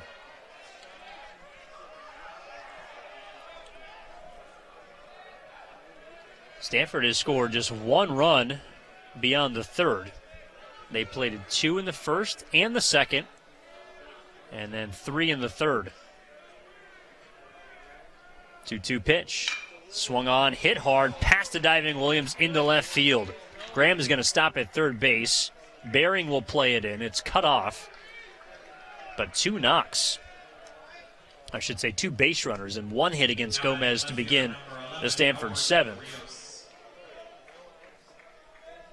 Now that's kind of tough because without the wild pitch, I doubt that Graham ends up on third base. He doesn't run well, but with now Rios, who is 1 for 3 with a home run, stepping to the plate, there's a double play ball opportunity, but one that would cost you the lead.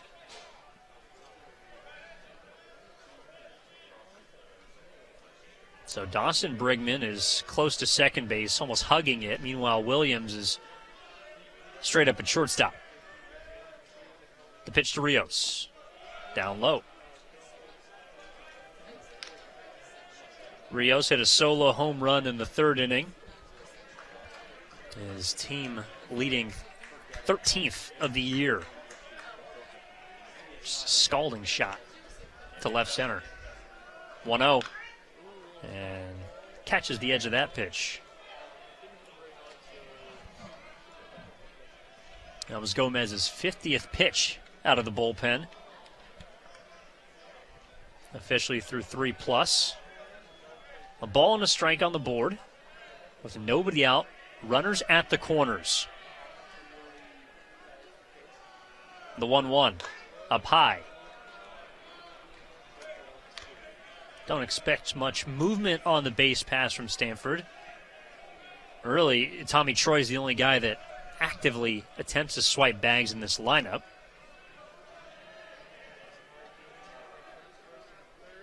To 1 pitch. And that misses outside, so it's 3-1. A hitter's count to a very dangerous bat with Malcolm Moore waiting on deck. Troublesome spot for Gomez and Santa Clara. And it looks like Rusty Filter's checking in on his bullpen down the right field line. Ball 4. So Rios will take a free pass. Montgomery up to second base, and the bases are now juiced.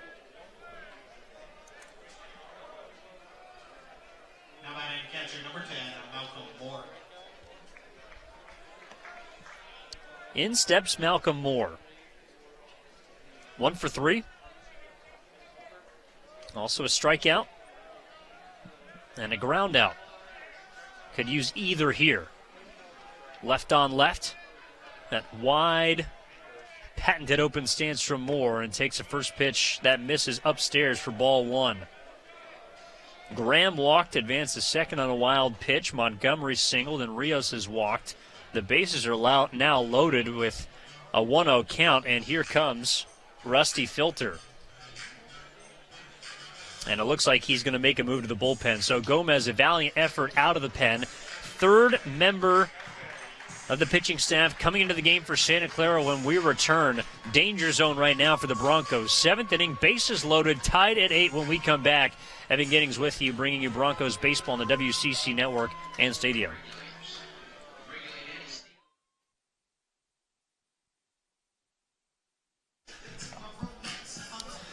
Out of the bullpen for Santa Clara, it's going to be the 6'3" right-hander Jeffrey Heinrich who enters the game. The redshirt junior out of Brentwood, California this year, a 9.28 ERA across 10 2/3.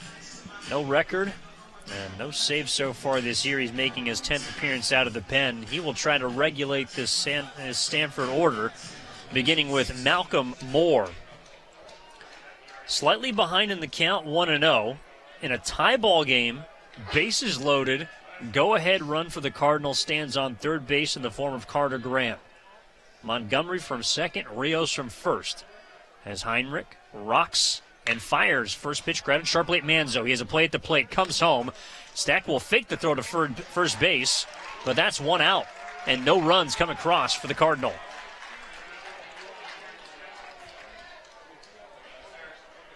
So a nice job by Manzo. Not overcomplicating this. Looked like he had some slight trouble getting the ball out of his glove here as we take a second look. And that might have been the only thing that prevented a double play. Either way, Graham is retired. Montgomery to third, Rios to second. Now the pitch to Bowser is taken outside for ball 1.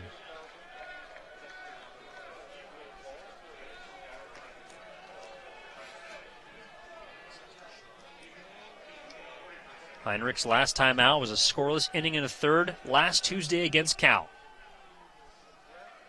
The 1-0. There's a steaming fastball in for strike 1. Bowser today is 0 for 2.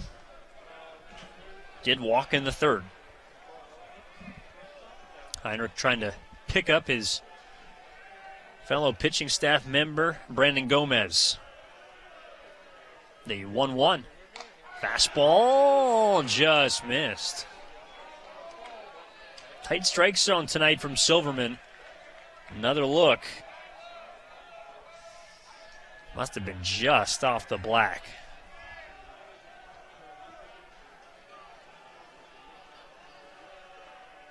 Heinrich offers. There's a fastball, fisted, backhanded by Williams, has trouble with it.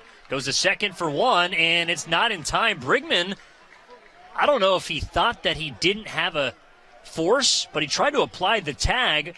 Everyone's safe. Stanford takes the lead. So kind of a funky play there.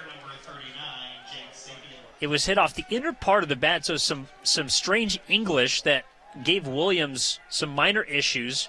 Picked it up with his glove. You can see here Brigman was too far off the bag, had only one play, that was to make the tag. So that's the reasoning behind that. Instead, Sapien. And it's going to be a front door breaking ball for a strike. So Bowser will reach. My guess would be on the fielder's choice. He will get an RBI, though. And here's Sapien, who is 3 for 3. Montgomery came in to score, by the way. This is a ground ball through the left side, and this will plate at least one. Rios will score. On his way around third base and coming in is Moore. And Stanford has opened things up here in the 7th with a 3-run inning. They now lead 11-8.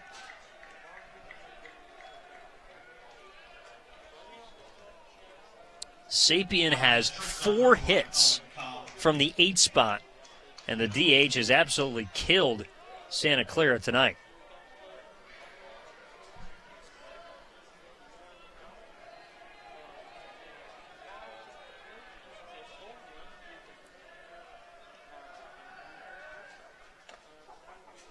That pitch is a strike, gets away from Steck. Runner's on the way to third base. In time, he is in. So Bowser takes advantage of the ball and dirt.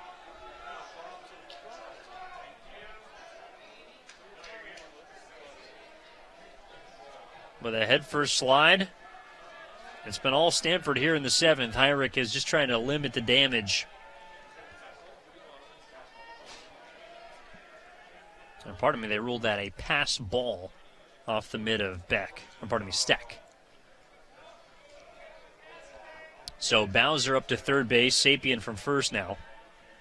Here's Owen Cobb behind in the count, 0-1. The pitch, he shows bunt, safety squeezes on, nobody goes as it's taken outside. Cobb hit a 2-run home run in the second.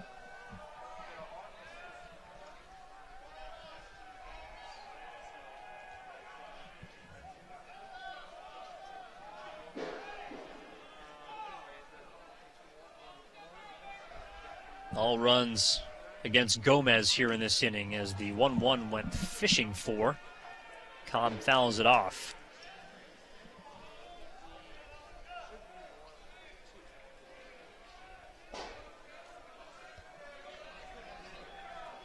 So Gomez's day is done. 3 innings, 4 earned runs on 4 hits. Struck out a pair, walked a pair. A 1-2 count on Stanford's 9-hole hitter. And that is sent through the left side. That's a base knock. Bowser will trot home as Cobb has an RBI single. The Cardinal have grabbed 4 here in the 7th, and they lead 12-8. Back to the top of the order, center fielder number 22, Eddie Park. So this highly touted offense coming in, performing as advertised. Their .308 average as a team, rivaling that of the 2008 team. Best offense via average in over 15 years. And here is Eddie Park, who's reached twice, including a single. First pitch to him is swung on, foul tipped. 8th batter of the inning up for Stanford. Sapien into scoring position off the Cobb RBI single.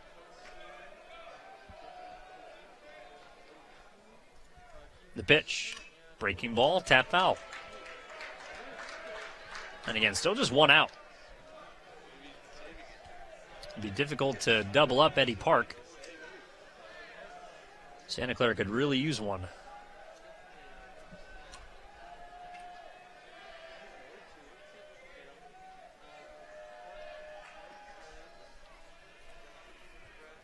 Here's the 0-2.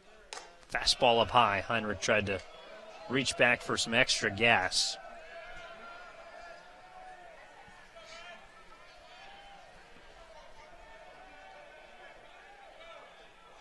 Cardinal were quiet 4th through the 6th before exploding here in the 7th. The pitch. Tapper towards short. Williams kind of misread it. He comes in, has one play. It's on the first, and it's not in time. That's an infield single for Park, but it looked like Malcolm Williams either misread that initial bounce or it took some funky spin. I don't know what happened. Another look at this. You can see, look at Williams. He motions towards second base on first movement, and that hesitation is all that Park needed to beat that out. So Sapien to third. Cobb to second. Now the 9th batter of the inning, Tommy Troy, will step to the plate. The pitch. Breaking ball, tap foul. Troy today is 0 for 3 with a walk and a run scored.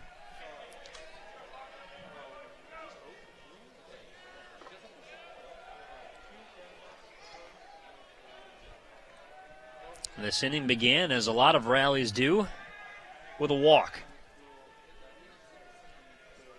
Here's the 0-1.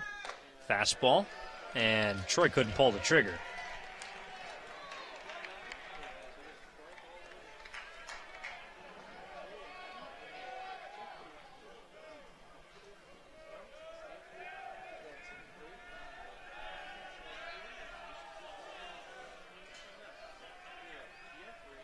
The 0-2. Swung on line and gloved by Brigman. Dives towards second, but not in time.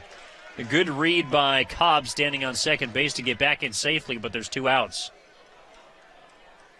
Now batting first baseman number 31, Carter Graham.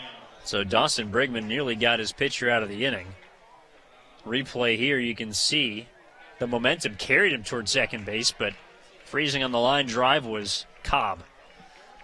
And now Carter Brigman, the man who led off this inning with a walk. He's 2 for 3 with 2 two-run home runs.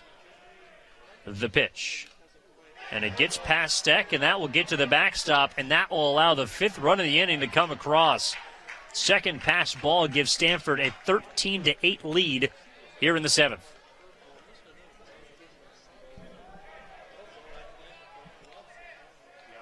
I mean, just a curveball right there, and Steck could not stick it.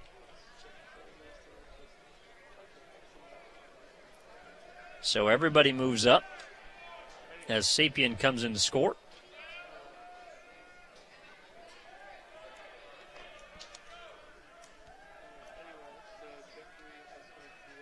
The pitch from Heinrich. Breaking ball, and Graham just sort of offered an emergency swing. Count is 1-1. Stanford tonight with 13 runs now on 14 hits and no errors. Santa Clara's got 8 runs on 9 hits and 1 error.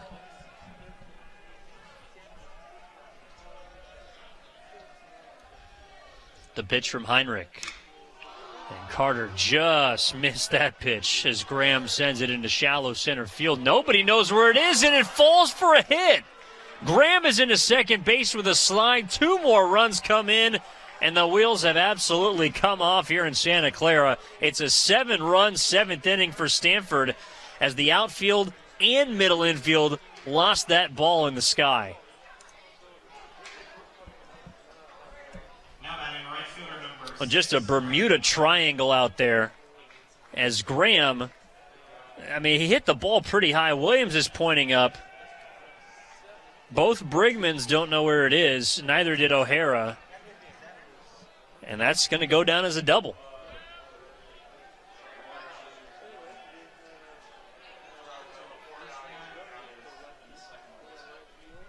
Here's the pitch. And it misses inside now to the 11th man to the plate here in the inning. And it's Braden Montgomery, the switch hitter now, batting from the left side. He'll have a quick word with his head coach, David Esker.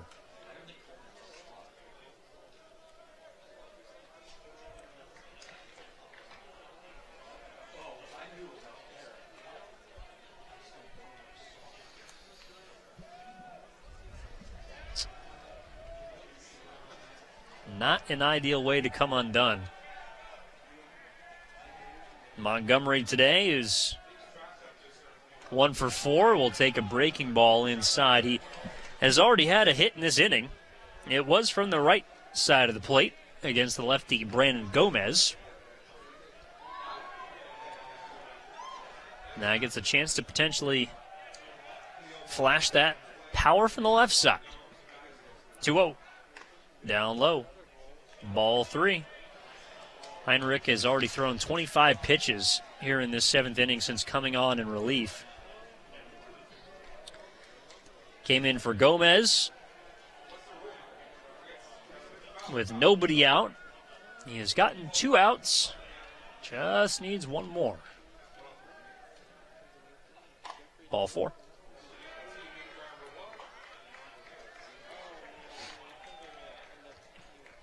There's been 3 walks here in this inning as Montgomery reaches.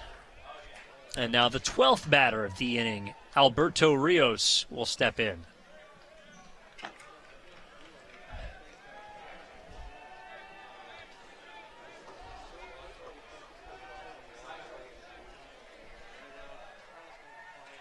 Hope nobody had dinner reservations.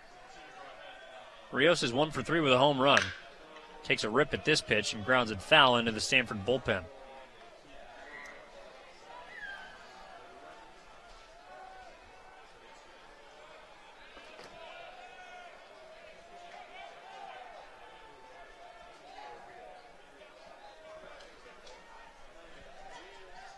Oh, and 1 the count. Heinrich checks the runner and now offers. It's a grounder back up the box. Diving past Brigman into center field. And Graham is going to come in to score. And it is an absolutely opened up ball game here. An 8th spot in the 7th. Now batting catcher number 10, Malcolm Moore. So Rios gets an RBI single. Second run driven in today. Second look at this. And again, that second baseman, Brigman, was left of the bag, nearly got to it, but could not prevent it from getting into center field. Here's Moore. Swings at the first pitch he sees. Skies it down the foul line, left side. John Bering tracks it down and hauls it in. And the inning finally comes to a close. But not before Stanford doubles up Santa Clara in 1 inning. 8 runs in the 7th. They now carry a 16-8 lead into the home half of the frame. We stretch here at Stephen Schott Stadium and are back with more baseball after this. Evan Giddings with you on the WCC Network and Stadium.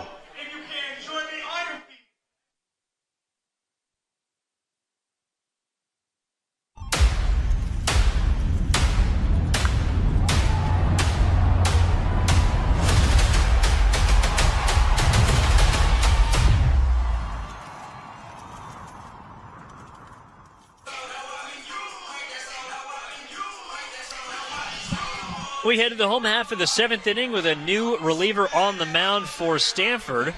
Taking over for the left-hander in Drew Dowd. It'll be the right-hander Max Meyer, the 6'2", 220-pounder.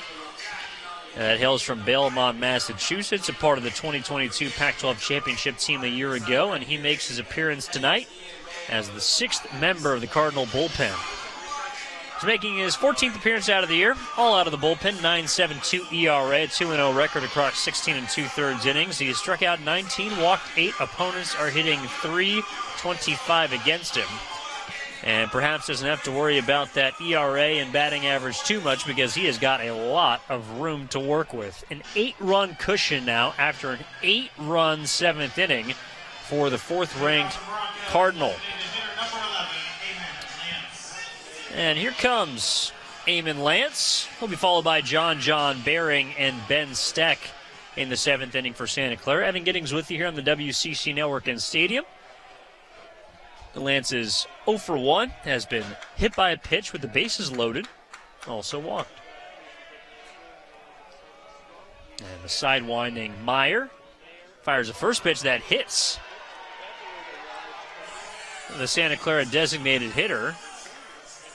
He kind of turned back as if to wonder if that caught barrel or maybe the knob. But from where he's itching that right elbow, might have got forearm. Got him flush either way, and so it's a hit batsman. First pitch of the 7th inning, and here comes John Bering. So, look, Santa Clara with its offense is never out of it. They're number 2 in average, number 2 in slugging in the West Coast Conference, and number 1 in on-base percentage. So the first pitch to Bering is taken up high, who is 0 for 3 today. And now the pitching coach, Thomas Eager, is going to quickly sprint to the mound and have a word.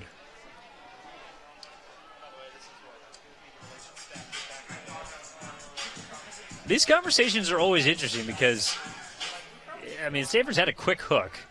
That's the first mound visit of the inning. He's not going to take him out here. He needs to throw to at least 3 batters. But clearly there was something that the pitching coach did not like or wanted to maybe remind Meyer of.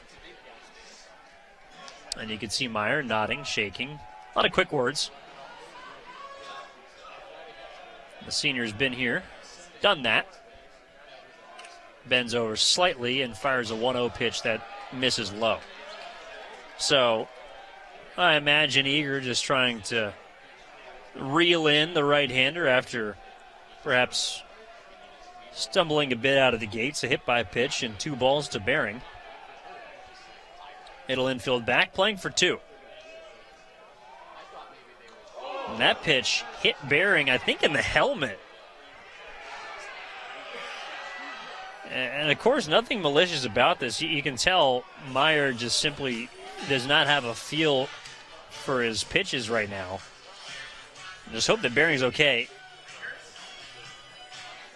Now that catcher number 17, Ben Steck. Now, I don't know if that actually got him in the helmet. That might have been the hand. It sounded like bat or helmet. But either way, it's a good thing that Bering is all smiles over at first base towards the dugout. Another look here.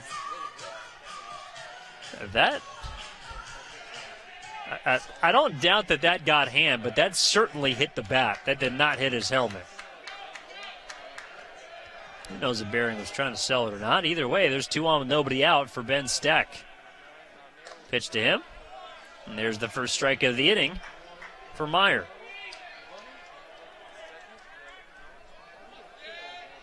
Meyer comes in and replaces the left-hander, Drew Dowd, when an inning allowed no runs. Did scatter 2 hits while striking out 1. 1 ball and 1 strike to the 9-hole hitter. Steck is 0 for 2. Had sacrifice fly in the first, a part of that 5-run rally for Santa Clara. Since then, they've been pretty quiet against this Stanford staff. The pitch. And it's low. Top of the order awaiting on deck, and Dawson Brigman. Of course, 8 runs is a lot to overcome, but a rally is necessary, and you imagine this one has the makings of one brewing. 2-1 pitch, grounded sharply, picked up by Graham towards second base. The throw is held up because Meyer could not get there in time, so it's going to be a fielder's choice for Steck. Bering is retired, 3-6. Cobb looked like he had a play, or at least would have been able to get the throw off, but Meyer, with the sharpness of that ground ball, unable to beat Steck to the bag in time. And so now here's Dawson Brigman, who has scored 3 runs and has reached 3 times.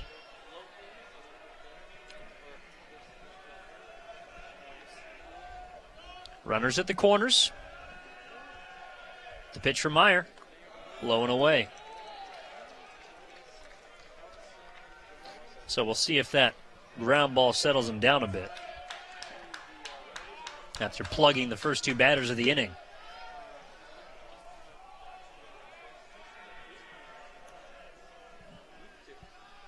Way outside. Santa Clara tied the game, at least momentarily, in the 6th inning on a 2-out RBI single from Robert Hipwell before the dam burst. Just a flood of runs for Stanford in the 7th, as they plated 12 batters and scored 8 runs. The pitch, high and outside. Well, this is where Stanford will let opponents hang around. The majority of this season, they have outslugged pretty much everyone they've beaten, and it's worked for them. Number 4 team in the country. They have not been ranked any lower than 11 by any publication the entire year. They got 31 wins to show for it. There's ball 4. So bases are loaded with Steck moving up to second base. Brigman will take a 4-pitch walk. 4th time he has reached today. And that is going to be all for Max Meyer. So after the first mound visit from Eager that came, hate to put this in a pun, but eagerly earlier in this inning. He's going to take Meyer out of this ball game, and we will go to the 7th member of the Stanford bullpen after these messages. 16-8 Cardinal lead, but Santa Clara is threatening. Back with more Broncos baseball after this on the WCC Network and Stadium.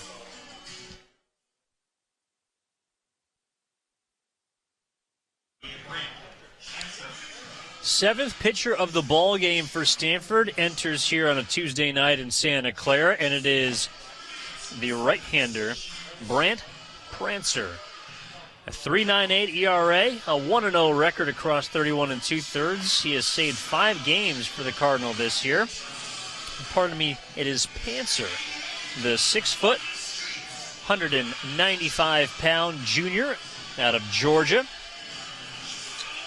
And has been very effective this year out of the bullpen for the Stanford Cardinal, making his 24th appearance of the season in those 31 2/3 innings. He struck out 30 while walking just 10 and has held opponents to a 2.31 average against.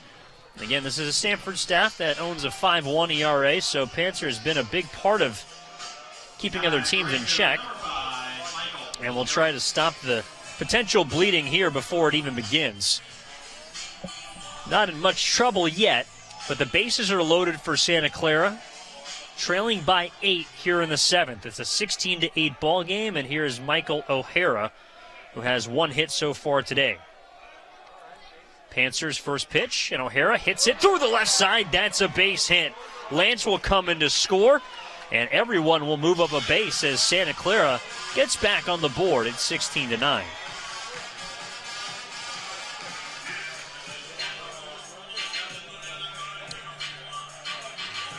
So past the diving Troy. And so Lance trots home. Everyone up a base. Steck to third. Brigman up to second. And here's Efren Manzo trying to keep the train moving. Breaking ball in the dirt. 1-0. Well, I mentioned the 7th pitcher of the game for Stanford. That's because the combination of Lopez, O'Haran, Dugan, Scott, Dowd, and Meyer have preceded him. 1-0 is away. 2 balls and no strikes on Efren Manzo, who's got 2 hits, 2 extra base hits, I should say. A home run, 3 driven in, and 2 runs scored. The 2-0. That one is skied high into right center field. Drifting towards the Alias Park. He is at the warning track. He's at the wall, and he cannot make the catch. Coming home is Steck. Rounding third and on his way home is Brigman. In his way to third is O'Hara, and that is the longest single of Efren Manzo's career as he plates 2. It's 16-11 here in the 7th. Well, understandably, everyone had to stay put. Manzo thought he got it. Park has made a couple of good catches, including one at the warning track today, but that ball banged just above his mitt as we took a second look. So Manzo's got 2 more RBI. He's got 5 today. O'Hara's over at third base now, and there's 2 on for Robert Hipwell. Now this is where the game becomes interesting. Stanford clearly trying to put a pin in a potential rally. Went to one of their best relievers. He comes in to face the heart of the Santa Clara order, and it's the Broncos that have been winning the battle thus far. Here's Hipwell. First pitch is low. Robert Hipwell has reached 3 times today, including an RBI single in the 6th. That at the time tied the game at 8 before, of course, the 8-run rally at the top of this inning by Stanford. 1-0 pitch is low. Well, you can feel the Santa Clara crowd and dugout. Was previously quiet and now looks restless, fiending for more runs. 2-0. Check swing, yes, he did go around.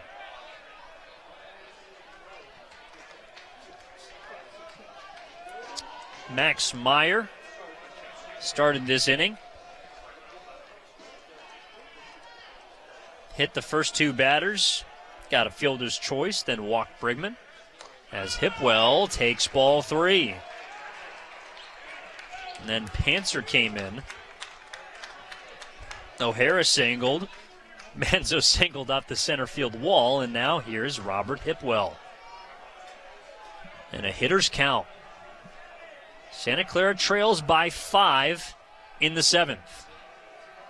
The pitch. Whoa, big swing and a foul ball.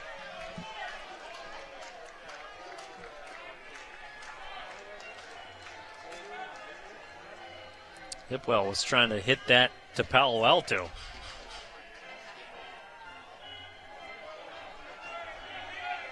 Big pitch here. Hipwell trying to pass the baton. The payoff pitch. And Hipwell stays alive.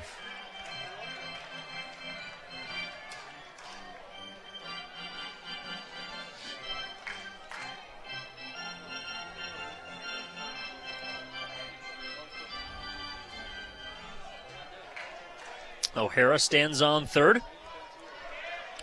Manzo, decent speed. He's not going to be going anywhere, but he's on first. Here's the payoff. Ball 4 outside. Third walk of the game for Robert Hipwell, and that will load the bases with 1 out for Coleman Brigman. Now batting center fielder number 3, Coleman Brigman. Manzo into scoring position. Arguably, outside of Manzo, the hottest hitter for Santa Clara tonight stepping in. He's got 3 knocks, including a double, 2 RBI, and a run scored. 8th batter of the inning due up for Santa Clara.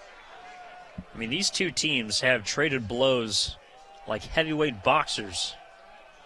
Now it's Santa Clara's turn to respond. Brigman swings and fouls that pitch back. He got 1 to hit. Stanford scored 2 in the first. Santa Clara responded with 5. Then Stanford got 2 more in the second, 3 in the third. Santa Clara got 2 in the fourth. 1 between each team in the 6th.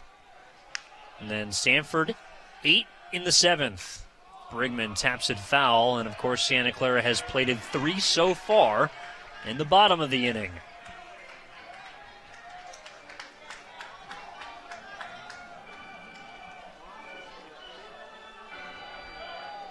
Book closed on Max Meyer, by the way. 3rd of an inning, 3 earned runs. 2 hit batsmen and a walk. The 0-2 pitch to Coleman Brigman is taken low and in the turf.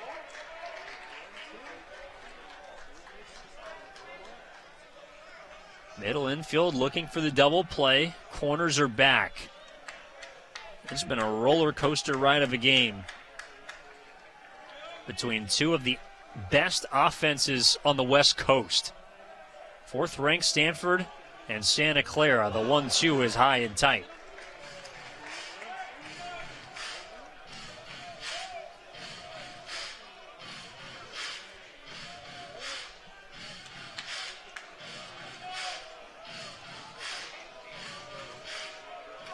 Wind has died down a bit. Outfield, push back all the way around. The 2-2 pitch is swung on, foul tipped and held by Moore. Big strikeout from the right-hander, Brant Panzer.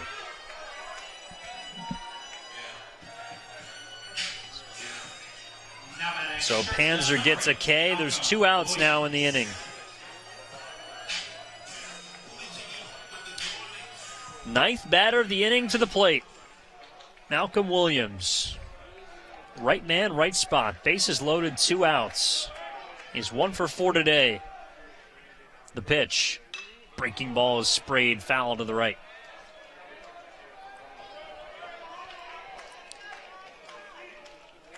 Kind of conflicting statistics this year for Malcolm Williams. With the bases loaded, he's hitting just 182. But with 2 outs, he's hitting 340. We'll see which average plays itself out in this at-bat. 0-1, leaves it low and away. Good take there from Williams.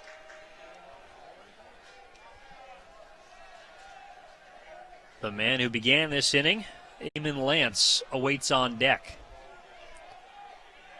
Panzer peering into his mitt. I should say his wrist, where he has the sign now. And now bluffs a throw back to second. That's something we haven't discussed as much tonight. The fact that Stanford, of course, at the forefront of analytics and trying to quicken the game as quickly as possible, using a wristband for signs. 1-1 pitch as a check swing, and he did go around, says Michael Carr.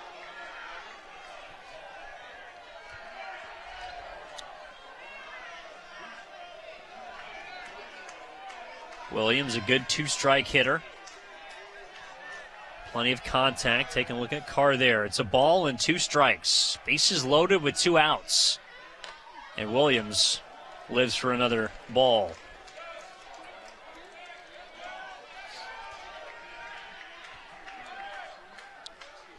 Three runs already in for Santa Clara. They've maximized each inning prior to. Hoping to continue that trend here in the 7th against Panzer. The pitch in the dirt. Another nice take from Williams, and now we got action. O'Hara stands on third. Manzo stands on second. Hipwell from first. Runners will be on the move. The payoff pitch, and it is on the inside corner. Strike 3 called. Big pitch from Panzer as he punches out Williams to retire the side. Just on the inside corner. Williams didn't like it, but that will end the frame. Santa Clara does get 3, but it's 16-11 as we head to the 8th. Back for more Broncos baseball after this on the WCC Network and Stadium.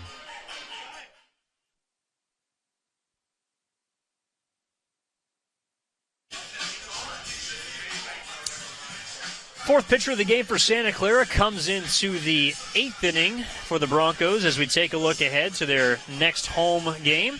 And it'll be coming up after a trip to Portland.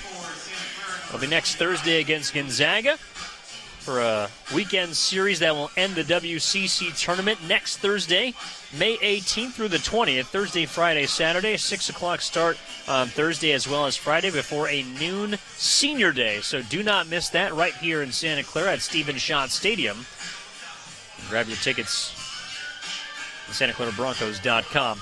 All right, let's take a look at Caden Wooster, the 6'8", 225-pound freshman out of the bullpen from nearby Oakland, California, is making his 7th appearance of the season in his first year in the South Bay. Attended nearby Bishop O'Dowd High School and has allowed just 4 earned runs in his first 9 2/3 collegiate innings. Has also struck out 10 while walking just 1, and does have a win on his ledger as well as 1 save. So Wooster will get set to face Drew Bowser, along with Jake Sapien and Owen Cobb.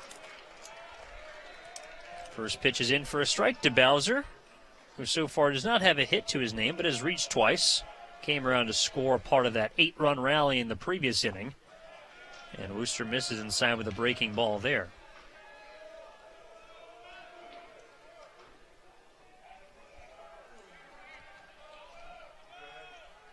Here's the 1-1 pitch. Another breaking ball, and that one misses. So Wooster will follow Heinrich, Gomez, and Sando.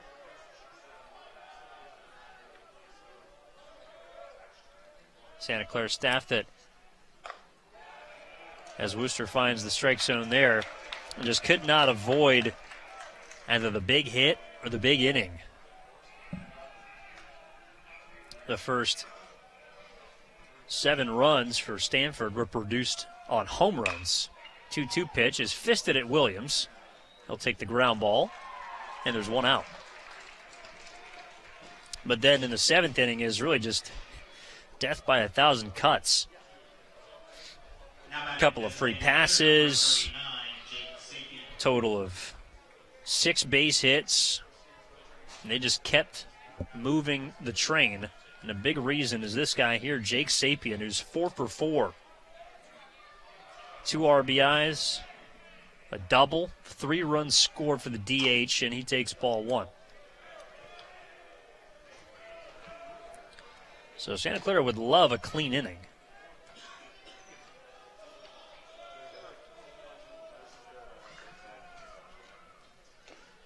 There's a breaking ball that falls beneath the zone. Count is 2 balls and no strikes. Booster, while that owed down, a 3-time Baseball Factory preseason All-American. Also putting the emphasis in student athlete as he gets another ground ball to Williams here. Slightly to his left. Throw right on the money. 2 outs. Honor roll student in high school was Wooster.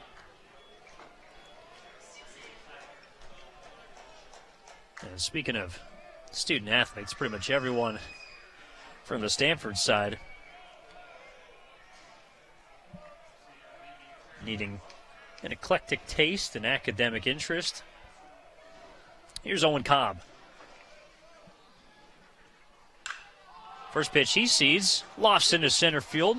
Playable there for Brigman. Makes the catch. 3 up and 3 down for Wooster. Silent inning for Stanford, and we are through 7.5. Back with the home half of the 8th inning after this. 16-11 Stanford on the WCC Network and Stadium.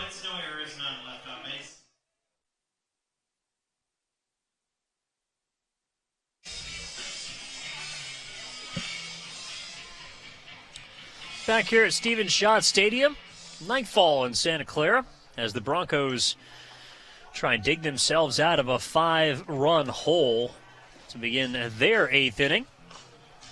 It is 16-11 against the 4th-ranked Stanford Cardinal here in the South Bay.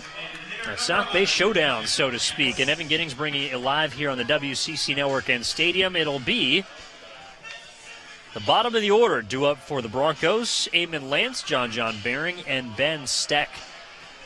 The same trio that began their last inning in the 7th. They brought 9 to the plate, but only got 3 runs. As back to the bump will be Panser, and he gets a swinging strike to start the frame. Lance today has reached 3 times, 2 hit by pitches, once with the bases loaded, and then also a walk. Swings over the top of that pitch, and it's quickly 0-2. So Stanford's got 16 runs on 16 hits and no errors. Santa Clara's got 11 runs on 11 hits, 1 error. 0-2's down and away. Panser came in with 1 out in the 7th inning. He did allow 2 hits, including the knocks that brought home all 3 runs in that inning for Santa Clara, but kept the damage there. 1-2 is tapped off the plate foul because he made the most important pitch of the inning to Malcolm Williams. And now, hold on. The home plate umpire, Silverman, I think he ruled that the ball made contact with Lance outside of the batter's box. Let's take a second look at this. So it taps him. Oh, I see. The home plate umpire was fooled. Okay, so the ball was tapped down and up, and credit where credit is due. The catcher, Moore, gloved it, showed it to the home plate umpire as if to say, I got it off the tip, and the home plate umpire bought it. So unless one of these 2 other guys saw it, that is going to be the ruling on the field, and it should be taking this long to figure this out. The count should be a ball and 2 strikes, but I don't know if either of them were looking at it hard enough to be able to overrule him. Like, they're having a long conversation about this, which makes me feel like, unfortunately, this might go against Santa Clara. Second look at this.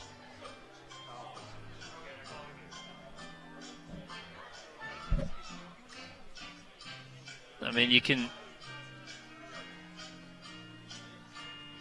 It's tapped off of home plate, and now I think they're explaining this to Stanford. Well, maybe, in fact, this will correct itself because David Esker does not appear very happy with the explanation. And he's saying, I mean, I don't think Esker is debating the call.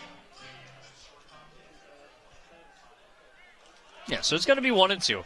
He's not debating the call, but I think he was arguing whether or not you're allowed to converge and discuss that call with the rest of the umpires. Like, you made the call on the field, you ruled it a strikeout. How can you converge and then re-rule it a foul ball, even though that is the right call and they get it correct? And the 1-2 pitch is down and away, 2 balls and 2 strikes on Lance. So I'm glad that they got the call right. That's most important. And again, credit to Malcolm Moore just for selling that in the first place. 2-2. Chop foul. And so we'll do it again. Long game, this one. Just over 3 hours now here in the bottom of the 8th. And understandable because there's 27 runs on the board. This ball is grounded sharply in the hole. Cobb makes a throw on the run, and it is not in time. So Lance beats out the infield single, his first knock of the game. And he had to really earn that hit.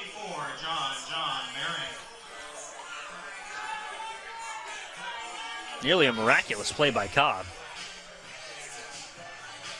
Didn't skip fast enough, though, and here's John Baring. So perhaps Santa Clara not dead yet. They trail by 5, but in a ball game where runs aren't exactly a premium, feels like you might be able to chip away with 1 or 2 here, present yourself with striking distance in the 9th. Baring will take a changeup outside. He is 0 for 3 tonight. Was hit by a pitch in the 7th before being retired on a fielder's choice. And the offering is outside and high. 2 balls and no strikes. Always seems to happen on these weekday games. Not to say that both sides aren't locked in, but again, this isn't a conference opponent. You're out there trying to get your work in. 3 balls and no strikes. And so throwing strikes, there's some miscommunication, a couple funky plays. And the strength of these 2 teams is their offense. And both have taken advantage of some below average performances from these 2 pitching staffs.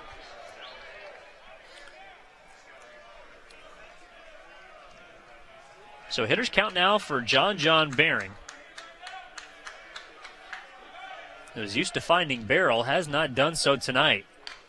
Tries to find it there and instead fouls it off.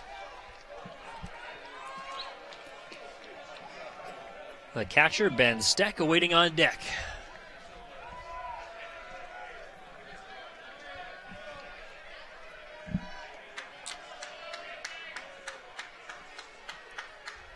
Panther, after rubbing up the new baseball, has his sign. And the payoff pitch is grounded sharply, but right at the second baseman. Bowser to second, Cobb on to first, but not in time. So Baring hits into a fielder's choice that retires Lance, and there's 1 out. Now batting catcher number 17, Ben Steck. And so here's Ben Steck. Sac fly. Has been retired 3 times tonight. Would love to bring the top of the order to the plate with something to work for. Brigman, O'Hara, Manza, Hipwell, and Brigman, the next 5 up, could certainly help you chip into this deficit as Steck swings over the top of that one, but not only to give them a cushion with two base runners, but also would not ideally like to have 2 outs on the board. Infield slightly pushed left, outfield straight away. And Steck sees that up high.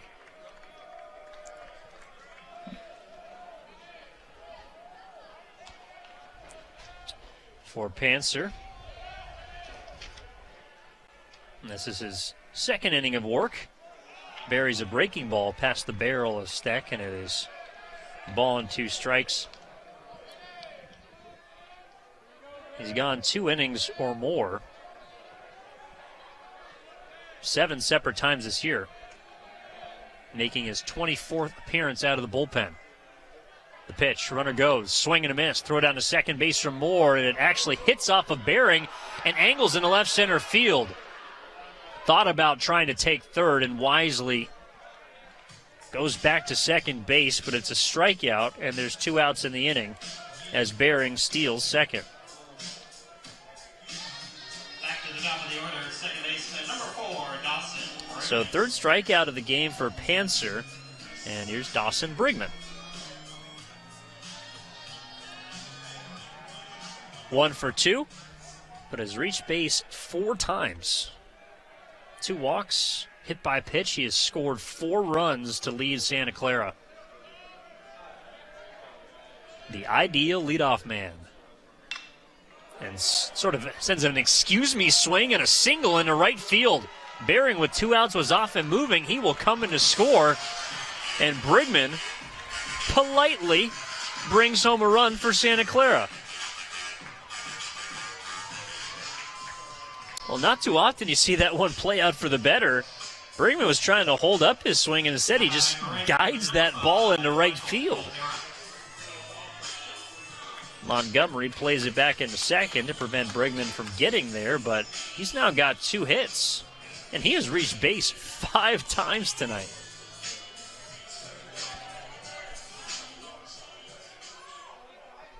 So here's Michael O'Hara with 2 outs and a runner on first. Santa Clara trailing by 4 now. Screamer back up the box. Brigman will stop at second. Got to be very careful with the amount of outs you have, not only left in this inning, but left in the game. So wisely coasts into second. 2 on, and here's Efren Manzo. First baseman number 12, Efren Manzo. O'Hara, by the way, is a 3-hit game. And speaking of 3 knocks, the man at the dish has just that. He's got 3 hits and 5 RBIs, and that might be why Stanford could be going to their bullpen here. Eager out to the mound. Again, they've used 7 pitchers tonight. And he is going to go to the bullpen for number 8. Here in the 8th inning, when we return, pitching change on the mound. Number 4, Stanford leading Santa Clara 16-12 with 2 on and 2 out when we return. Evan Giddings with you on the WCC Network. Back with more.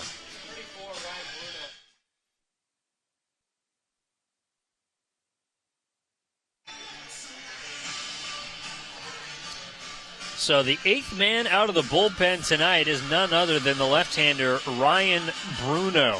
6'3" junior out of Wellington, Florida. Has been a stud for the Stanford staff in his 3-year career in Palo Alto. This year, a 4.88 ERA, a 2-0 record across 24 innings, and he has 6 saves on his ledger this season. Well, Bruno is making his 20th appearance, all of which have been out of the bullpen. He has struck out 40 while walking 23 in those 24 innings, and its opponents have hit an insignificant 165. He's been very good. Very erratic, however. And so we'll see which Bruno Stanford gets tonight. And Esker goes to his hard-throwing lefty in a tight spot. 4-run lead. It's 16-12. Stanford leading Santa Clara here to the bottom of the 8th. A run has already come in, but Efren Manzo, arguably the most dangerous hitter in the West Coast Conference, is coming to the dish. He's got 3 hits and 5 RBIs already tonight, including a double and a home run. Standing on second base is Dawson Brigman. From first base, Michael O'Hara. And Bruno has been, even though he had a slow start to the season, he's been money over his last 9 outings and fires in a strike to begin the at-bat with Manzo. In those last 9 appearances, he has thrown 14 innings. He struck out 25 and has allowed just 3 hits no runs. The pitch. Swing and a miss. Took something off with a changeup that time. It's 0-2.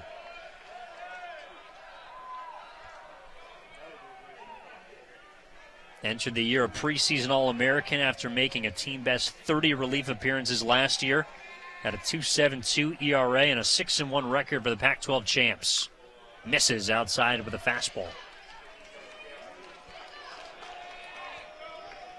Last year he had just an unreal 16.1 strikeout per 9 innings rate. 1-2. In the turf, Brigman takes advantage, gets into third base. Moore won't even make an effort. But staying at first base is O'Hara.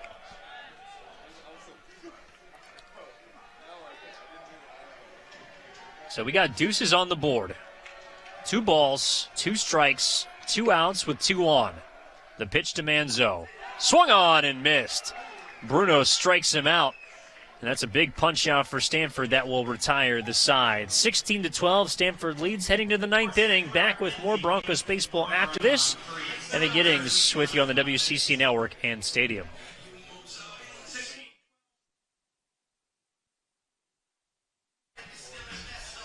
Nico Stanley into the game for Santa Clara as we head to the 9th inning here on the WCC Network and Stadium. Evan Giddings with you and taking a look ahead at what Santa Clara's got coming up on their ledger. It'll be a weekend series against Portland. Tuesday matchup next week at Cal before finishing out the year with Gonzaga. All, of course, on the West Coast Conference Network. Can check those out. And a big series this weekend against Portland as Santa Clara is right now battling a couple of games back of first place in the conference. Now to Nico Stanley. And the right-hander out of the bullpen for Santa Clara. Sophomore, standing 6'4", 205 out of Manhattan Beach, California. Has a 9 ERA this year. He's allowed 11 runs in 11 innings, making his 8th start. No record so far this year for the sophomore. Piggybacking on 13 appearances out of the bullpen last year. Saw him pitch a third of an inning last Tuesday against Cal. And we'll start here against Stanford against Eddie Park. And the first pitch that he throws is taken for a strike. Park so far today has reached 3 times. Also has an RBI and 2 runs scored and swings and drives this one towards right center field. O'Hara is looking up and that ball leaves the yard. A solo home run in the 9th inning for Eddie Park. Goes down and gets it. And tacks on one more. 17 on the board for Stanford. Now batting third baseman number 12, Tommy Troy. So, an exclamation point potentially for the 4th-ranked Cardinal. Much to the enjoyment of their dugout you saw right there. And here's Tommy Troy. First pitch he sees is high and tight. So Stanley is welcomed poorly by Stanford. 1-0 pitch is waved at and missed. Troy today has been one of the few Cardinal without a base hit. Did walk and score in the 3rd. Low and away, 2 balls and a strike now. 5th pitcher of the game for Santa Clara. As a team now, they've given up 5 home runs. Nick Sando, who started the game, gave up the first 4, allowed 7 runs in 3 innings. 3-1 pitch, chop foul. Gomez then came in after, allowed 4 runs on 4 hits through 3 innings. Heinrich, unfortunately, pitched the 7th, or I should say got tagged with the bulk of the damage in the 7th. 3 earned runs, 5 plated. And there's ball 4. So Troy will reach via the free pass for the 2nd time tonight. And then Wooster came in and had really the most clean inning of the evening. A 1-2-3-8. And so here's Carter Graham. The big fella's got 3 base hits, all extra base, 2 home runs, 6 RBIs. First pitch, runner goes, it's in the dirt, and it gets past Steck. And that's going to be an easy stolen base for Troy. Not quite at the point where you'd consider running with a large lead out of the question. I mean, it's a 5-run ball game, and we've seen Stanford put up 8 in one inning, so neither side, I'm sure, is afraid to take extra bases. I'm sure neither side will hold that against each other, despite it being the ninth. 1-0 pitch is laced into left center field. On the move was Troy, and so he will trot home and score easily. Carter Graham is on his way to second base with his 4th extra base hit, 2nd double of the night, and he drives home another, giving him 7 RBIs. Stanford leads 18-12.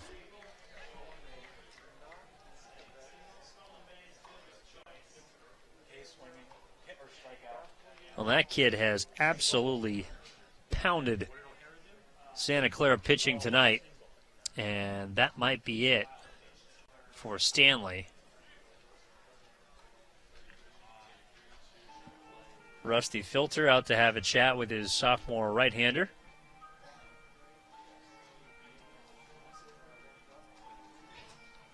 Looks like he's also having a chat with the rest of the infield.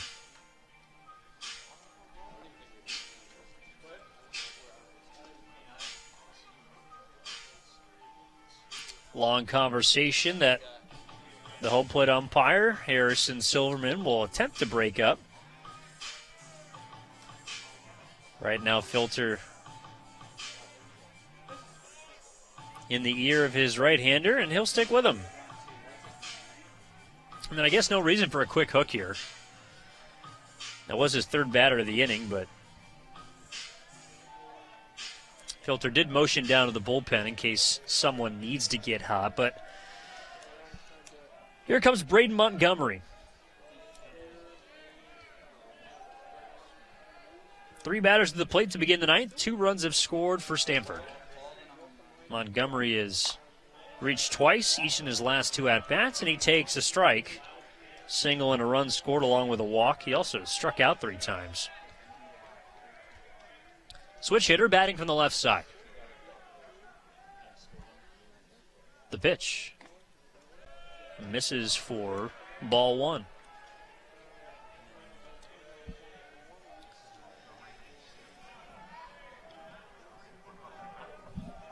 Stanley is trying to get through this 9th inning. Graham standing on second base as Montgomery lifts off towards right center field. Ball is carrying well towards the warning track, towards the wall. See ya. Wait, hold on. Did he catch that ball? Yes, he did. Oh, my goodness. I thought that left. Wait, hold on. No. The umpire was signaling for a home run. I apologize. That ball was not caught. That ball is out of here. Second look again. Apologies, ladies and gentlemen. Yeah, that ball is clearly over the yellow mark, and it is out of here. And Braden Montgomery has jumped ship. So 2 more runs come across. That will send us to a pitching change. It is 20-12 Stanford here in the 9th. Back with the rest of this ball game after this on the WCC Network and Stadium.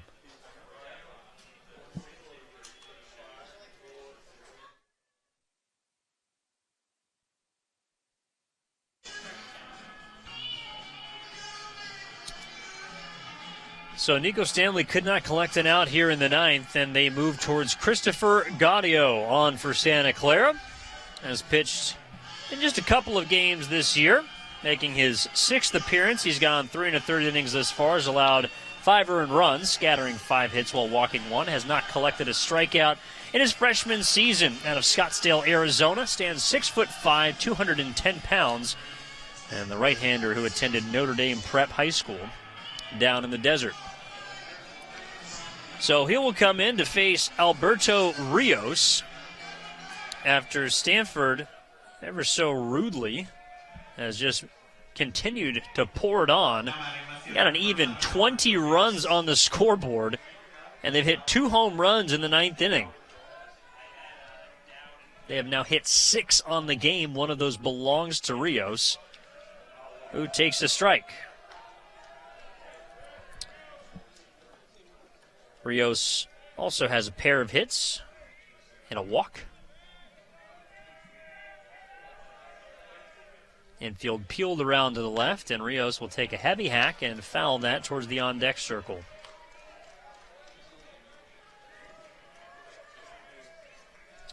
Well, a classic midweek matchup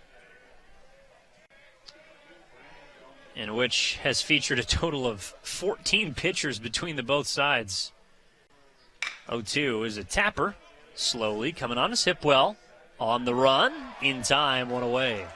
Nice play by Robert Hipwell. But not a lack of offense between these two sides. As we take another look at Hipwell's throw on the run. Mans both of those corners positions, and I mean defensively we'd see him some nice plays tonight. Mans over at first, has had a couple of diving efforts. Pitch now to Moore. And the catcher, Malcolm Moore, will take a ball. He's reached twice, scored once. Checks his swing, but hits a soft grounder. Tap to Hipwell, to first. 2 gone. So Christopher Gaudio trying to make light work of this rest of the ninth inning.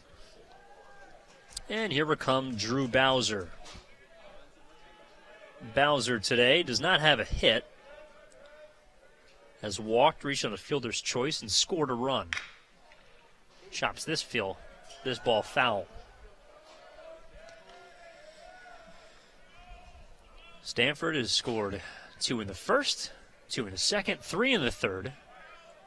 Kind enough to take a break, and then scored 1 in the sixth, 8 in the seventh, and 4 here in the ninth. Breaking ball misses away. Meanwhile, Santa Clara, who will step to the plate in the ninth inning with Robert Hipwell, Coleman Brigman, and Malcolm Williams, scored 5 in the first, 2 in the fourth, 1 in the sixth, 3 in the seventh, and 1 in the eighth. A ball and 2 strikes now on Bowser. Should the inning continue, it'll be Jake Sapien. He's got himself a 4-hit day. 4 of Stanford's 19. The pitch. Swing and a miss. So Gaudio comes in. 4 do come in to score, though, for Stanford. 2 home runs, Montgomery and Park. And we go to the home half of the ninth inning. 8 to tie, 9 to win. Back with more after this on the Santa Clara Broncos Baseball Network, brought to you by the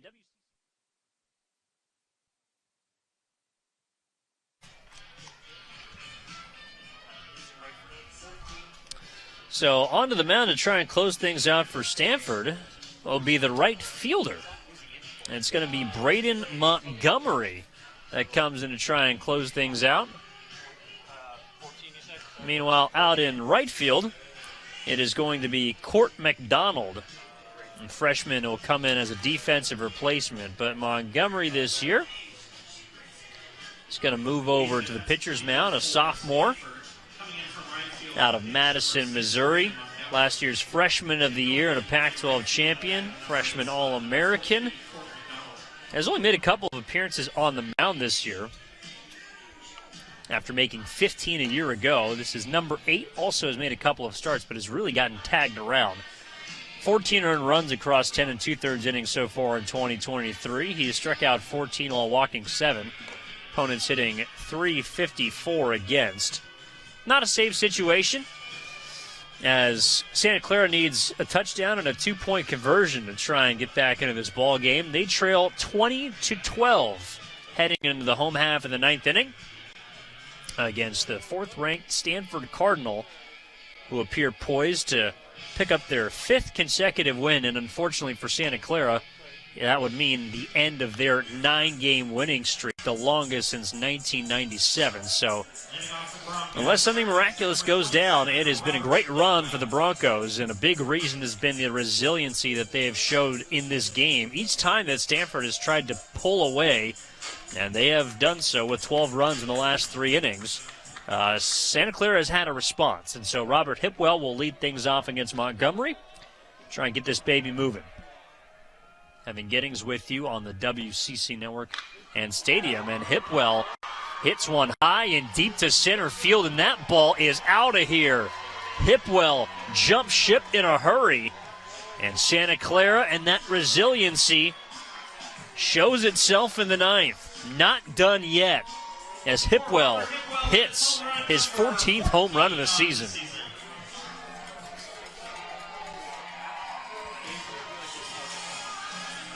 Oh, welcome to the game, Braden Montgomery. I mean, that's pretty much been the entire night. Gets the homer guy, Broncos cowboy hat in the dugout. Deservedly so. And here's Coleman Brigman. By the way, that was Hipwell's just his second hit to go along with 3 walks.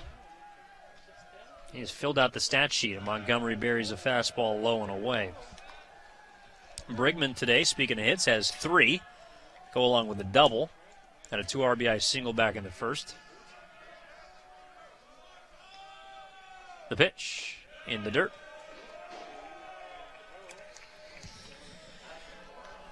Well, Santa Clara is going to need some help. And a walk might be a part of that.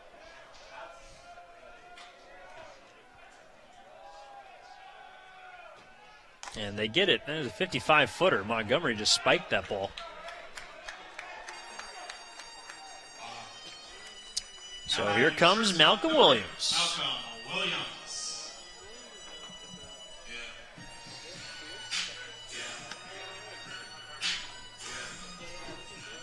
Williams is 1 for 5 so far today as we take a look at Montgomery there. And now back to the shortstop.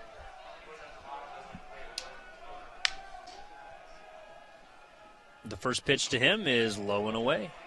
4 in a row thrown by Montgomery after his first pitch is out somewhere in the second level of the apartment complexes.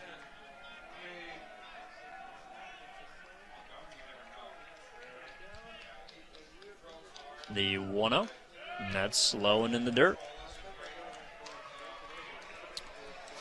Well, it's a good thing Montgomery aided his effort. He had a 2-run home run from the plate in the top of the 9th inning, along with a Eddie Park solo blast. Pitch. There's a strike. So finding the zone now.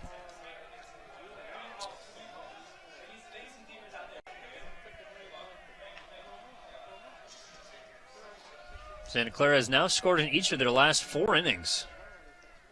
2-1 pitches in the turf. Only issue is they haven't been able to put up those crooked numbers in the same way that Stanford has. Stanford only has 1 inning in which they've scored that has been less than 2. Multiple runs scored in the 1st, 2nd, 3rd, 8th, and 9th. The pitch.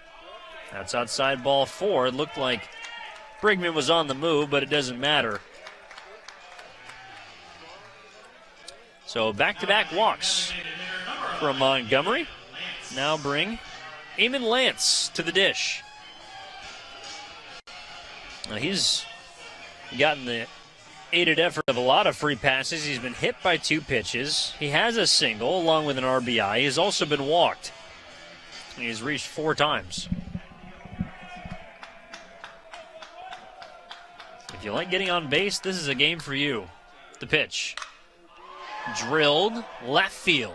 High, deep. Will it have enough? Rios is there, and Rios will watch it go. A 3-run home run from Eamon Lance. And just like that, Santa Clara's within 4. It's 20-16 here in the 9th. Home run number 4 for Eamon. I mean, this ballpark could not hold anything today. Feels like any fly ball is on its way out. Even with nightfall. I mean, my goodness.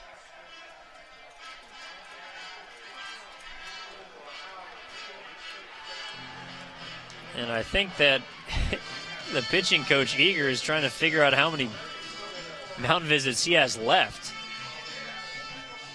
because Montgomery is going to be taken out of this game. So Stanford will go to its 10th pitcher of the game when we return in the bottom of the 9th inning. Pitching change here in Santa Clara. 20-16. Don't go anywhere. 7 games with you here in the WCC Network and Stadium.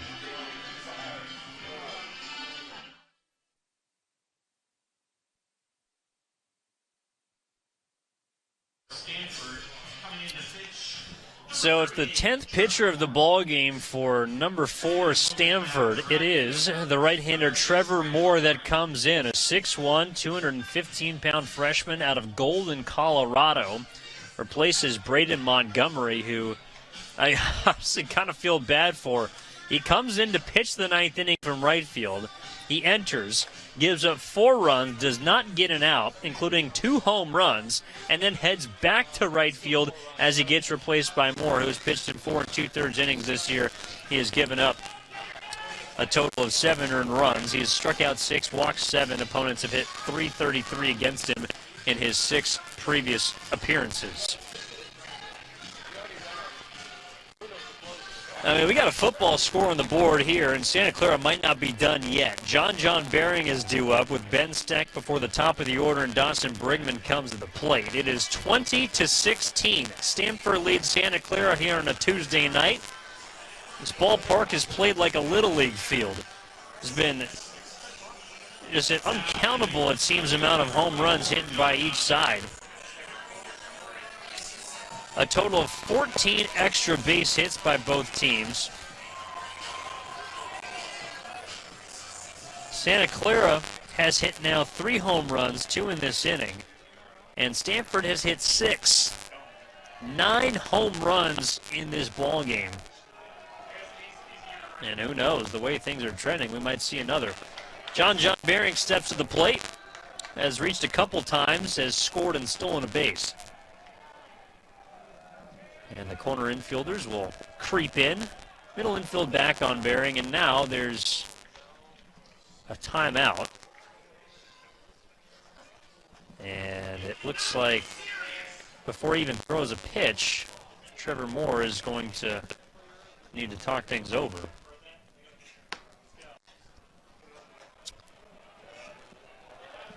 Moore's last appearance came on the 29th of April. Pitched a third of an inning against UCLA. Before that, hadn't seen action in a ball game since April 11th. Has been on for a lot of mop-up duties, but now Stanford needs him just purely due to necessity. Again, 10 pitchers that they have used tonight against Santa Clara, and the Broncos simply will not die. 1-0 count on Baring. Up high, ball 2. The Santa Clara dugout, they got the rally caps on. They've already handed out the Broncos cowboy hat twice to both Hipwell along with Lance. 2-0 pitch. There's a strike.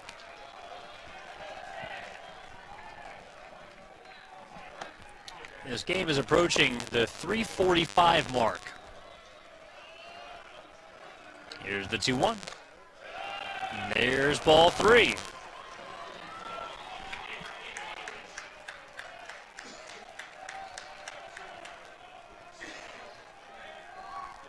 Hitters count for Baring. Swings and grounds one at the second baseman. Bowser backhands and flips to first. 1 out. So who knows if that'll put a pin in the potential Santa Clara rally. Something tells me they got something left, and Ben Steck will step up. Catcher tonight has a sacrifice fly, along with a fielder's choice. Still looking for his first hit. Not a better time for it. Santa Clara's got 16 runs on 16 hits. Swing and a miss from Steck. I mean, these baseballs have had a magnet in them. Either that or these barrels for both teams have had magnets in them to the baseball. Swing and a foul tip. Quickly 0-2. Not that each side has had some spectacular season as far as the pitching is concerned, although Santa Clara's staff has been very good, especially in conference play. 0-2 is swung on, and it gets past the catcher. That will be a drop third strike, and that will allow Steck to reach.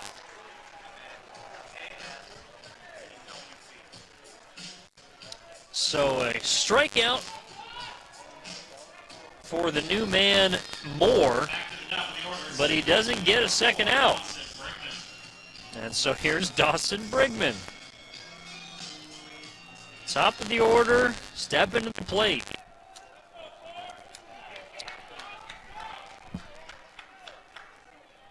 Santa Clara has already hit around twice in this game. The pitch to Brigman is waved at and missed. Moore, just a freshman.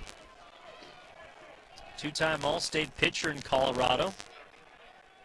Had a father who played at Stanford. It was a fifth-round pick of the Chicago White Sox. Tim Moore. 0-1 breaking ball misses inside. Dawson Brigman has been consummate leadoff man today for Santa Clara. Has reached a total of 5 times. 2 hits, 2 walks, a hit by pitch. Swings and misses there behind in the count, a ball and 2 strikes. He's also driven in a run and scored 4. Responsible for a quarter of the Santa Clara production. Infield straight up on him. And that pitch is hit hard, left center field. Back goes Rios at the track, and it's off his glove. Rounding second on his way to third is Steck. Brigman will coast into second base with a 1-out double. Santa Clara continues to pass the baton. Rios nearly had that. It was a tough play up against the wall, and again, the lack of a traditional warning track, I think, is playing a factor with these Stanford outfielders. Not sure if he knew where the wall was. He jumped a little bit early. He timed it well, just popped out of his mitt. So Brigman's got a double. That's the 6th time he's been aboard. He's got 3 hits and now turns things towards Michael O'Hara. The score at the beginning of this inning was 20-12. Strike 1. O'Hara tonight is 3 for 6 with an RBI and a run scored. Here's the pitch. And O'Hara leaves it high.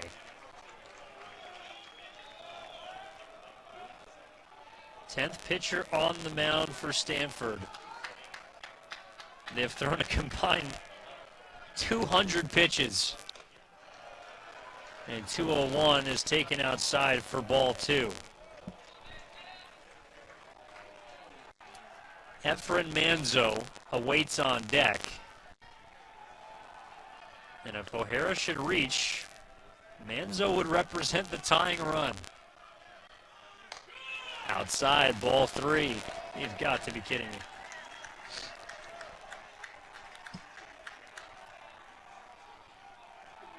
This game has been about as crazy as you could script. And it's Tuesday. Hitters count for O'Hara. There's strike 2. Hipwell led off the inning with a home run. He is in the hole. Malcolm Williams and Brigman walked, and Lance hit a 3-run home run. The payoff pitch is outside, ball 4. And the tying run will step to the plate. And I don't know if you could script it any better than Efren Manzo. He has had a flair for the dramatic this season. Multiple walk-offs, multiple game-tying hits. He's done it against conference opponents. He's done it against non-conference opponents. And he will draw yet another mound visit from Thomas Eager. To be quite honest, I don't know who's left in the Stanford bullpen. Like, I know they have arms on their roster.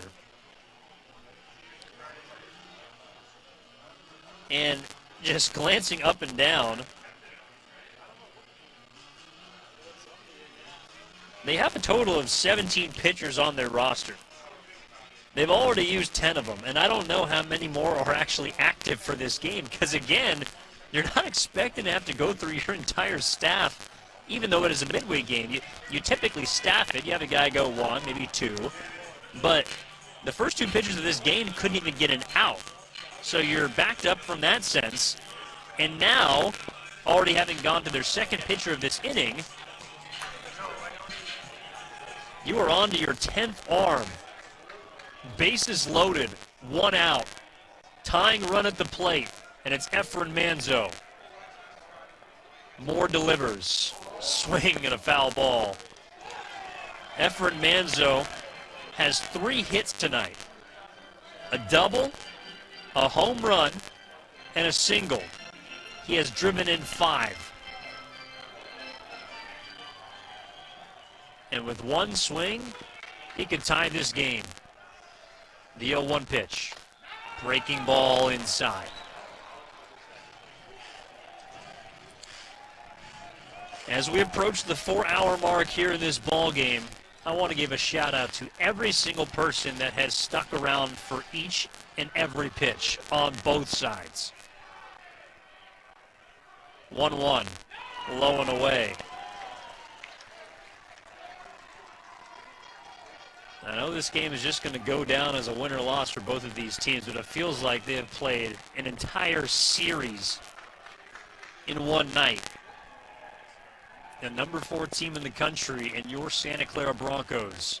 The 2-1 off the end of the bat to right field. This should be deep enough to score a run. Montgomery out there makes the catch, and Santa Clara is not even going to try it. So Montgomery makes the strong throw, and holding at third base is Steck. And Manzo is retired. That's a big out. Now batting third baseman number 27, Robert Hipwell. Now here comes another guy that could tie the game with 1 swing. He's already gone deep in this inning, as Hipwell represents the 10th batter of the order here in the 9th. He led off with a solo home run against Braden Montgomery, who now stands in right field. And we'll try and extend this game against Trevor Moore. The first pitch to Hipwell is taken high.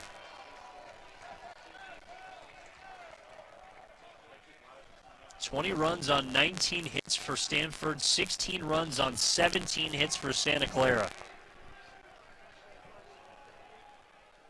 And Hipwell has 3 of them. The pitch. 2-0.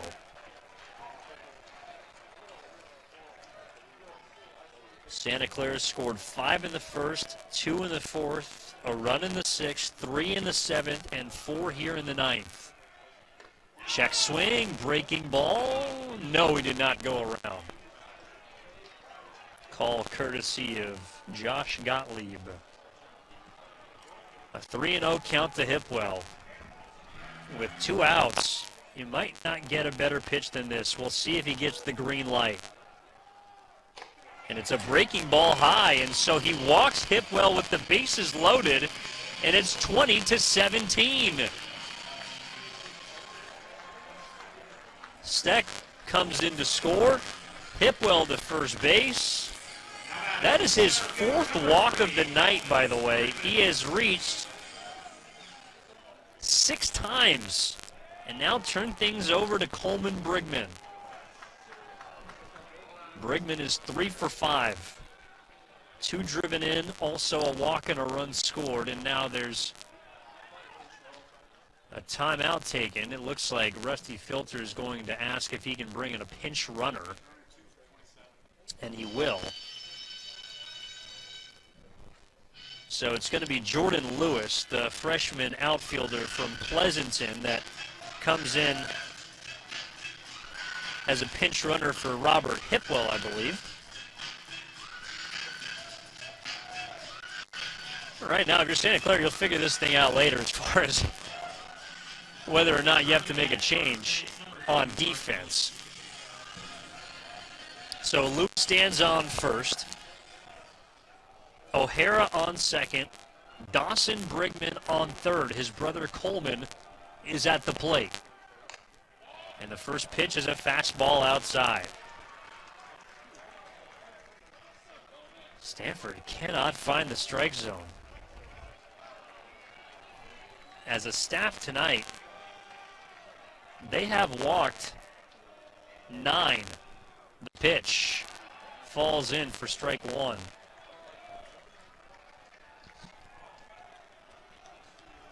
After a 4-run top of the inning for Stanford, in which they have needed every single run, Santa Clara has responded with 5 so far. 2 outs. The base is loaded. Brigman fouls the pitch off.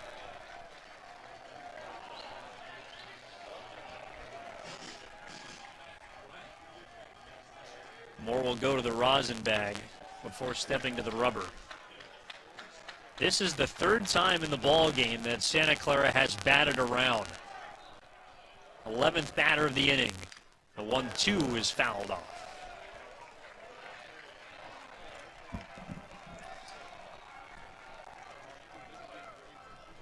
Broncos trying to extend this game against the number 4 ranked team in the country. Coleman, Brigman, and the Santa Clara Broncos down to their final strike. In an unbelievable ball game. The pitch is up high.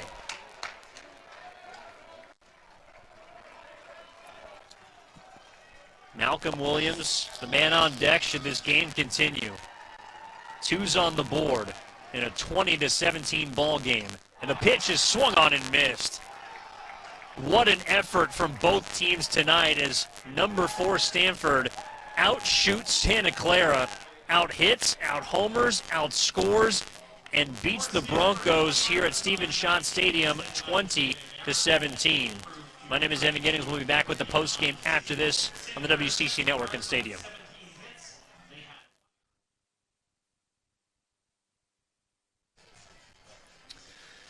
Welcome back to Santa Clara after really just one of the most zany ball games I've ever had the privilege to call. A 20-17 win for number 4 Stanford here on the road at Santa Clara. Tuesday night matchup as the Cardinal outlast the Broncos. 20 runs on 19 hits and no errors to 17 runs on 17 hits and 1 error. Santa Clara leaves 12 on base. Stanford leaves just 5.